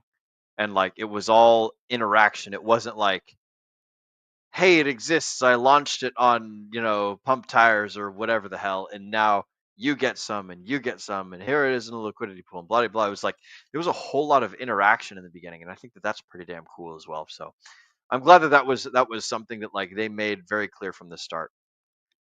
Mrs. Producer, I want to read off one final comment that I have starred, and then let's go ahead and move into closing, and we'll see what we're doing in the future and where we can be found by the folks at home. So if you would be so kind, it was great to hear the Hex white paper here on the DGen Roundtable. They tried to make Hex as simple as possible for people to invest and grow their stash. Yes, I agree, Mr. Daniel Robar, and thank you, sir, for the kind words and the praise. I appreciate that. I'm like reading these white papers, man. Like, I thought it would be boring reading the Bitcoin white paper, reading the Hex white paper, and it's not like the most entertaining thing in the world. But it's like I get to actually, like, I've been in crypto for almost 6 years now, and it's like I've never read white papers before these last couple weeks that we've done, Nate, and it's just like absolutely fantastic. So I'm glad that you guys are enjoying it there at home. If y'all want us to read any other white papers, then hit us up in the comments or send it in the DGen Roundtable Telegram, which I'll go ahead and take the opportunity to plug right now. If you guys want to join the DGen Roundtable Telegram and be a part of our little community that we're rocking and rolling on, then what you need to do is you need to go to t.me/DRT join now. You guys can see there's a little QR code there right next to Nate, right underneath Mrs. Producer's bottom right-hand corner. Or you can click on that link that's right there in the chats that Mrs. Producer had up on the screen just a moment ago. But those are some ways that you can get into the DGen Roundtable Telegram. Again, it is t.me/DRT join now. That's Delta Romeo Tango. It stands for DGen Roundtable. So that's how you get into our super cool, awesome space. You can chat with us. You can hang out. You can share some memes. You can talk about guns. There's even a fucking shilling page for all of you guys that are terrible, terrible, terrible at marketing and just want to, like, say, oh, go buy my fucking token. Will. Oh my God, you're hilarious. Dude, there's so many people that suck at marketing. They're just like posting shit in the show. Like, I'm so glad that we have that pressure relief valve inside the DGen Roundtable, because people just like, go check out this token and buy it. I promise it's gonna do great. And it's like, dude, nobody cares, man. Fucking shill your thing. You can vent your steam. There's some people in there that like talk about interesting things, and I'll make fun of people occasionally who do bad copywriting or who sell a product or they're trying to sell a product that's like, yeah, no one cares. You're right about that. One of the biggest pet peeves that I have is, like, I would almost call it like they put too much makeup on, right? If you put too much makeup on, you look like a clown, all right? Yep. And what these people end up doing is they got like the shiny like alert things and things going like, like that on it. Yeah. And I'm like, okay, so is this a fucking scam? It's is that more what you're doing? emoji than it is value. And it's Yeah, like, I exactly, don't want to exactly. hear your buzzwords. I want to see how you're going to solve my problem. Here's some advice for you guys. If you guys are copywriters, or if you guys are marketers, or if you have some sort of thing that you've made that you want to give to the world, the first thing that you have to do is you have to tell people who they are and how you solve their problems. If I say, "Hey, are you a lawnmower and you're fucking sick of your lawn like not being mowed well?" Then try Will's lawnmower blades. They're made out of lightsabers, and boy, howdy, do they cut the grass super good. The first thing I've done is I identified who you are, I've identified what your problem is, and then I tell you how I'm going to solve your problem. If you're not doing those things in your like little copywriting steps, Yeah, or whenever you're talking about like your token or your product, if you're telling me the statistics, if you're telling me like my lightsaber blades get up to 35,000 degrees, it's like, bro, no one cares about yeah, 35,000 degrees. They want to know how much their lawn's going to be cut. So that's the that's the fucking the TLDR. Thank you guys for what you do. Yes, thank you, Daniel Robar. Again, happy birthday to you, broski. absolutely. Mr. Paul Sachs says, smash that like button, fam. Absolutely. You guys can Smash! find us in the DGen Roundtable Telegram, me making fun of people that do bad copywriting, Nate having a good time chatting with folks, Mrs. Producer over there talking about Pokemon cards, Agent J doing his streaming, Jeff telling everyone how much he loves Hex and how much they're all dummies for not buying it. Tracker talking to Tracker and Dace and Bean talking about the SEC and the Fed and all Macro sorts and of other crap. things. Mhm. And just all the community members shooting the shit with each other. So hop on over into the DGen Roundtable Telegram if you want a cool community to hang out with. There you Good guys go. information too. Very good information. Absolutely. On And, that note, here's the thing too. We don't steer you wrong as well. Like I think we at this point we've been around long enough where we haven't had anybody be like, "Oh, you guys totally scammed me into something." There's not been a single instance of that. that's true. And that's also because we tell people mostly just not to do things. There's very few times that Yeah, we're actively telling yeah. people to do things. So most of it is like, no, no, no, no, no, don't step on that bear trap. We don't often point towards bear traps and tell people to go wander in them. We actually, so we did that. I'm glad you brought that up because we had one guy. So obviously, because our Telegram is free, we get scammers in there every once in a while who are like, "Oh, go buy the thing or whatever. Go get this bot, right?" And we actually had a member in there be like, "If this does what you're saying it does, I really need the help." And the first thing that we did was jumped in, was like, "No, no, no, no, that's a scam. Don't click, don't click, don't click." And then we deleted it. And Yeah. so it's things like that, where we really are trying to help as many people as possible. It is a whole lot of no, no, no, no, no, don't click that link, which Yeah, is just like yeah. it's quite amusing. So anyways, join the DGen Roundtable Telegram. That's where you can find all of us. Mrs. Producer, where can the folks find you, and what have you got going in the near future? Probably you can find me in the same place that Will just mentioned. That's about the only place where you're going to find me. Um, as for what I've got going on, I don't know. I'm trying to get into starting to sell at vendors shows for their card shows as a vendor. Sorry. Um, unfortunately, the most recent opportunity is like almost double the price of many of the really, really big ones. I think it's more than double the price. Yeah, it is more than double the price. So I'm not going to pay for that. I'm going to attend the event as like a normal person, but I'm not paying for it because I don't understand why they're so freaking expensive. It's just a little too much. And as you can see behind Nate's head here, I've bought some things recently, and I'm a little strapped for cash at the moment. So not really a worthwhile investment, especially because they're doing it in a high school. I don't know how many people are going to show up for that. So, but yeah, that's all I've got going on. Trying to get into more Pokemon stuff with my community. I've really been enjoying and appreciating my community recently, so that's been a lot of fun. It's been uplifting versus some of the online things I've been dedicating my time to previously that have not been so good. Which is, I'm not going to name names, but it's not DRT. I will at least say that. Yeah, but that's pretty much all I got going on. Guys, join our Telegram if you're not already in there. If you're not already in there, you're probably crazy. Honestly, I don't know why you wouldn't be. It's free. There's no reason not to. There's literally no reason not to join it. So join it, and hopefully we'll see you there. Excellent, excellent. Mr. Nate McGettit, where can the folks find you, and what are some things you have going on in the near future? Yeah. So obviously, my in real life job has a whole apparently has a whole chessboard going on, and I'm a key piece in it or whatever. So the only thing I'm hearing out of that is they're trying to promote me to a higher level. So I'm very, very, very busy. I'm trying my best to try and keep up with all the information of crypto and all that, but I'm not going to be for this summer. Probably I'm not going to be as in the chats as much as I usually would be. However, with that being said, there are a couple of things that I like to do, like say with my Ascending Man channel. Remember the Ascending Man? I have my own personal brand channel. I do talk about crypto there, usually about mindsets and how to avoid scams, things like that. But I'm gonna also go to different types of content as well.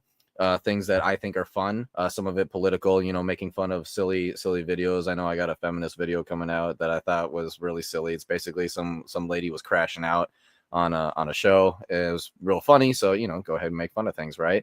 However, I've got 8 of those already recorded, and I just got done uploading one. Hey, I'm being look at the joined. doggo. Yep, You need this a is doggo. Frank. You just uploaded Hey. one, you said? Yeah, I just uploaded one before this show, and so that's over on my channel right now. It was really interesting because you know how they have like a news briefing in the White House. Well, this was a particular day I just happened to run across it, and I'm like, my mind's blown. What is this? So go ahead and go check that out. It was really quite interesting. So the whole idea is I just want to get people to smile. I want to get people to have a good time and have a little bit of information in there as well. Valuable information. For people who just kind of want maybe like a 10-15 minute quick, like what's happening in the world type of thing, right? But after that, it's like just fun and good times and smiling and laughing. So yeah, that's what's going on with me. Go ahead and head right over to my channel. As you can see, that Will has put my channel and my X account into the comments. So yeah, go give me a check, give me a sub and like my videos, because I'm just having fun time over here, and I hope you guys have a fun time with me. Oh yeah, broski. For the folks at home that want to find me and what I'm doing, then a great place to do that would be at bit.ly/Hex_Meetup. One of the things that I do is I travel all over the states, and in the near future, I'm going to be going to Shreveport, Louisiana, and I'm going to be doing a 2-bay FM install. So for those of you guys that listen to radio, you're silly gooses. 1, because that's some grandpa technology, but 2, keep doing it because it keeps me in business doing my iron working and the tower climbing stuff. So I fucking love each and every single one of you guys that listens to FM radio and makes my dollars go up. So I appreciate that. But yeah, bit.ly/Hex_Meetup. If you're at Hexagon and you want to meet other Hexagons, then that's the place to go and hang out. It's a Telegram room that I made. It's got like 150 people in there. It's got a boatload of locations. Anyone can make a topic in there. I'm pretty sure that I set the admin permissions for anyone to be able to make a topic. So if you're in a part of the world that's not covered in there, then you just click that triple dot button and you like type in, hey, I'm in, Argentina, and any other Hexicans in Argentina, come hang out with me. Here's what I'm doing. I'm going axe throwing at this time in this place, and we're going to have some fun. And you can join me or not, but I'm going to certainly do some great things. That's how I've been doing all of my meetups is I just go into that little area and I organize something when I have money, and then and we figured it out. So right now, like Nate was saying, like Mrs. McGettit was saying, everything is tight. I don't know why the fuck all of the economy is going slow, but shout out to Sami. He was just talking about some fucking number thing about the business number. I can't remember what it is, but it's like people are spending more money in the short term than they normally do. Nate, you've talked about it before, but it jumped up past 52%. So I think it's the PMI or the BMI. Yeah, PMI, ISM, Yeah. basically long, like TLDR, like as quick as possible. Literally, it's if